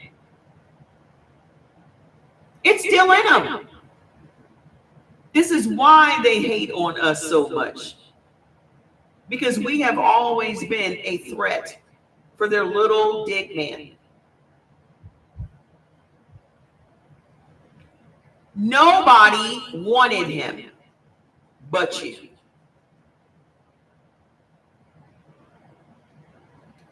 Nobody. Do you think that those slaves were asking to sleep with Massa? Do you honestly believe they were like, look out, African buck. Get out the way. I want this snowflake over here. I want this pale leather skin having motherfucker right here. That's what I want. Back up off me, smooth chocolate. I want this motherfucker that smells like hot dog water. That's what I want.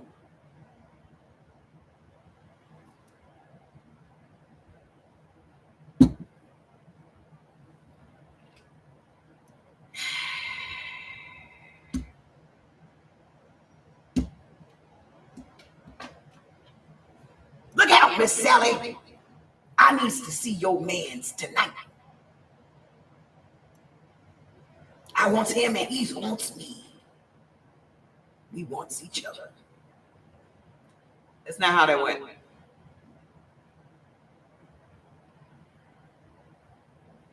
That's not how that went at all. The same shit that they're doing today is the same shit they were doing back then, but worse. 10 times, 20 times, 30 times worse. Same shit. Raping and pillaging. Same shit. But 10, 20, 30 times worse because no one held them accountable. Now do you know why they don't have an accountability gene? Now do you know why they don't have an empathy gene? Now do you know why they are psychopathic? Now do you know why? You've been living for centuries and no one has held you accountable for anything. The minute you try to hold some white people accountable for some shit, they freak the fuck out, don't they?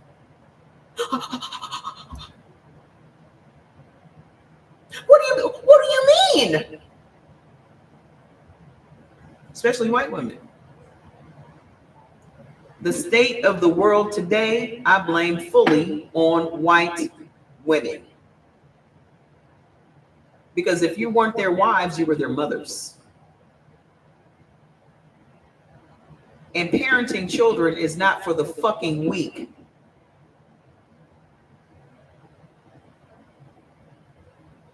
Y'all ain't even strong enough to fucking parent your sons. You scared the fuck of your fucking sons. You let your sons do anything they want to you and to other women. You have unleashed these devils on the world.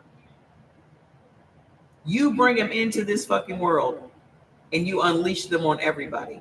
It's about to cut off over here on Instagram. I only have 4 hours on Instagram. So if you want to continue watching, you got to come to the TikTok.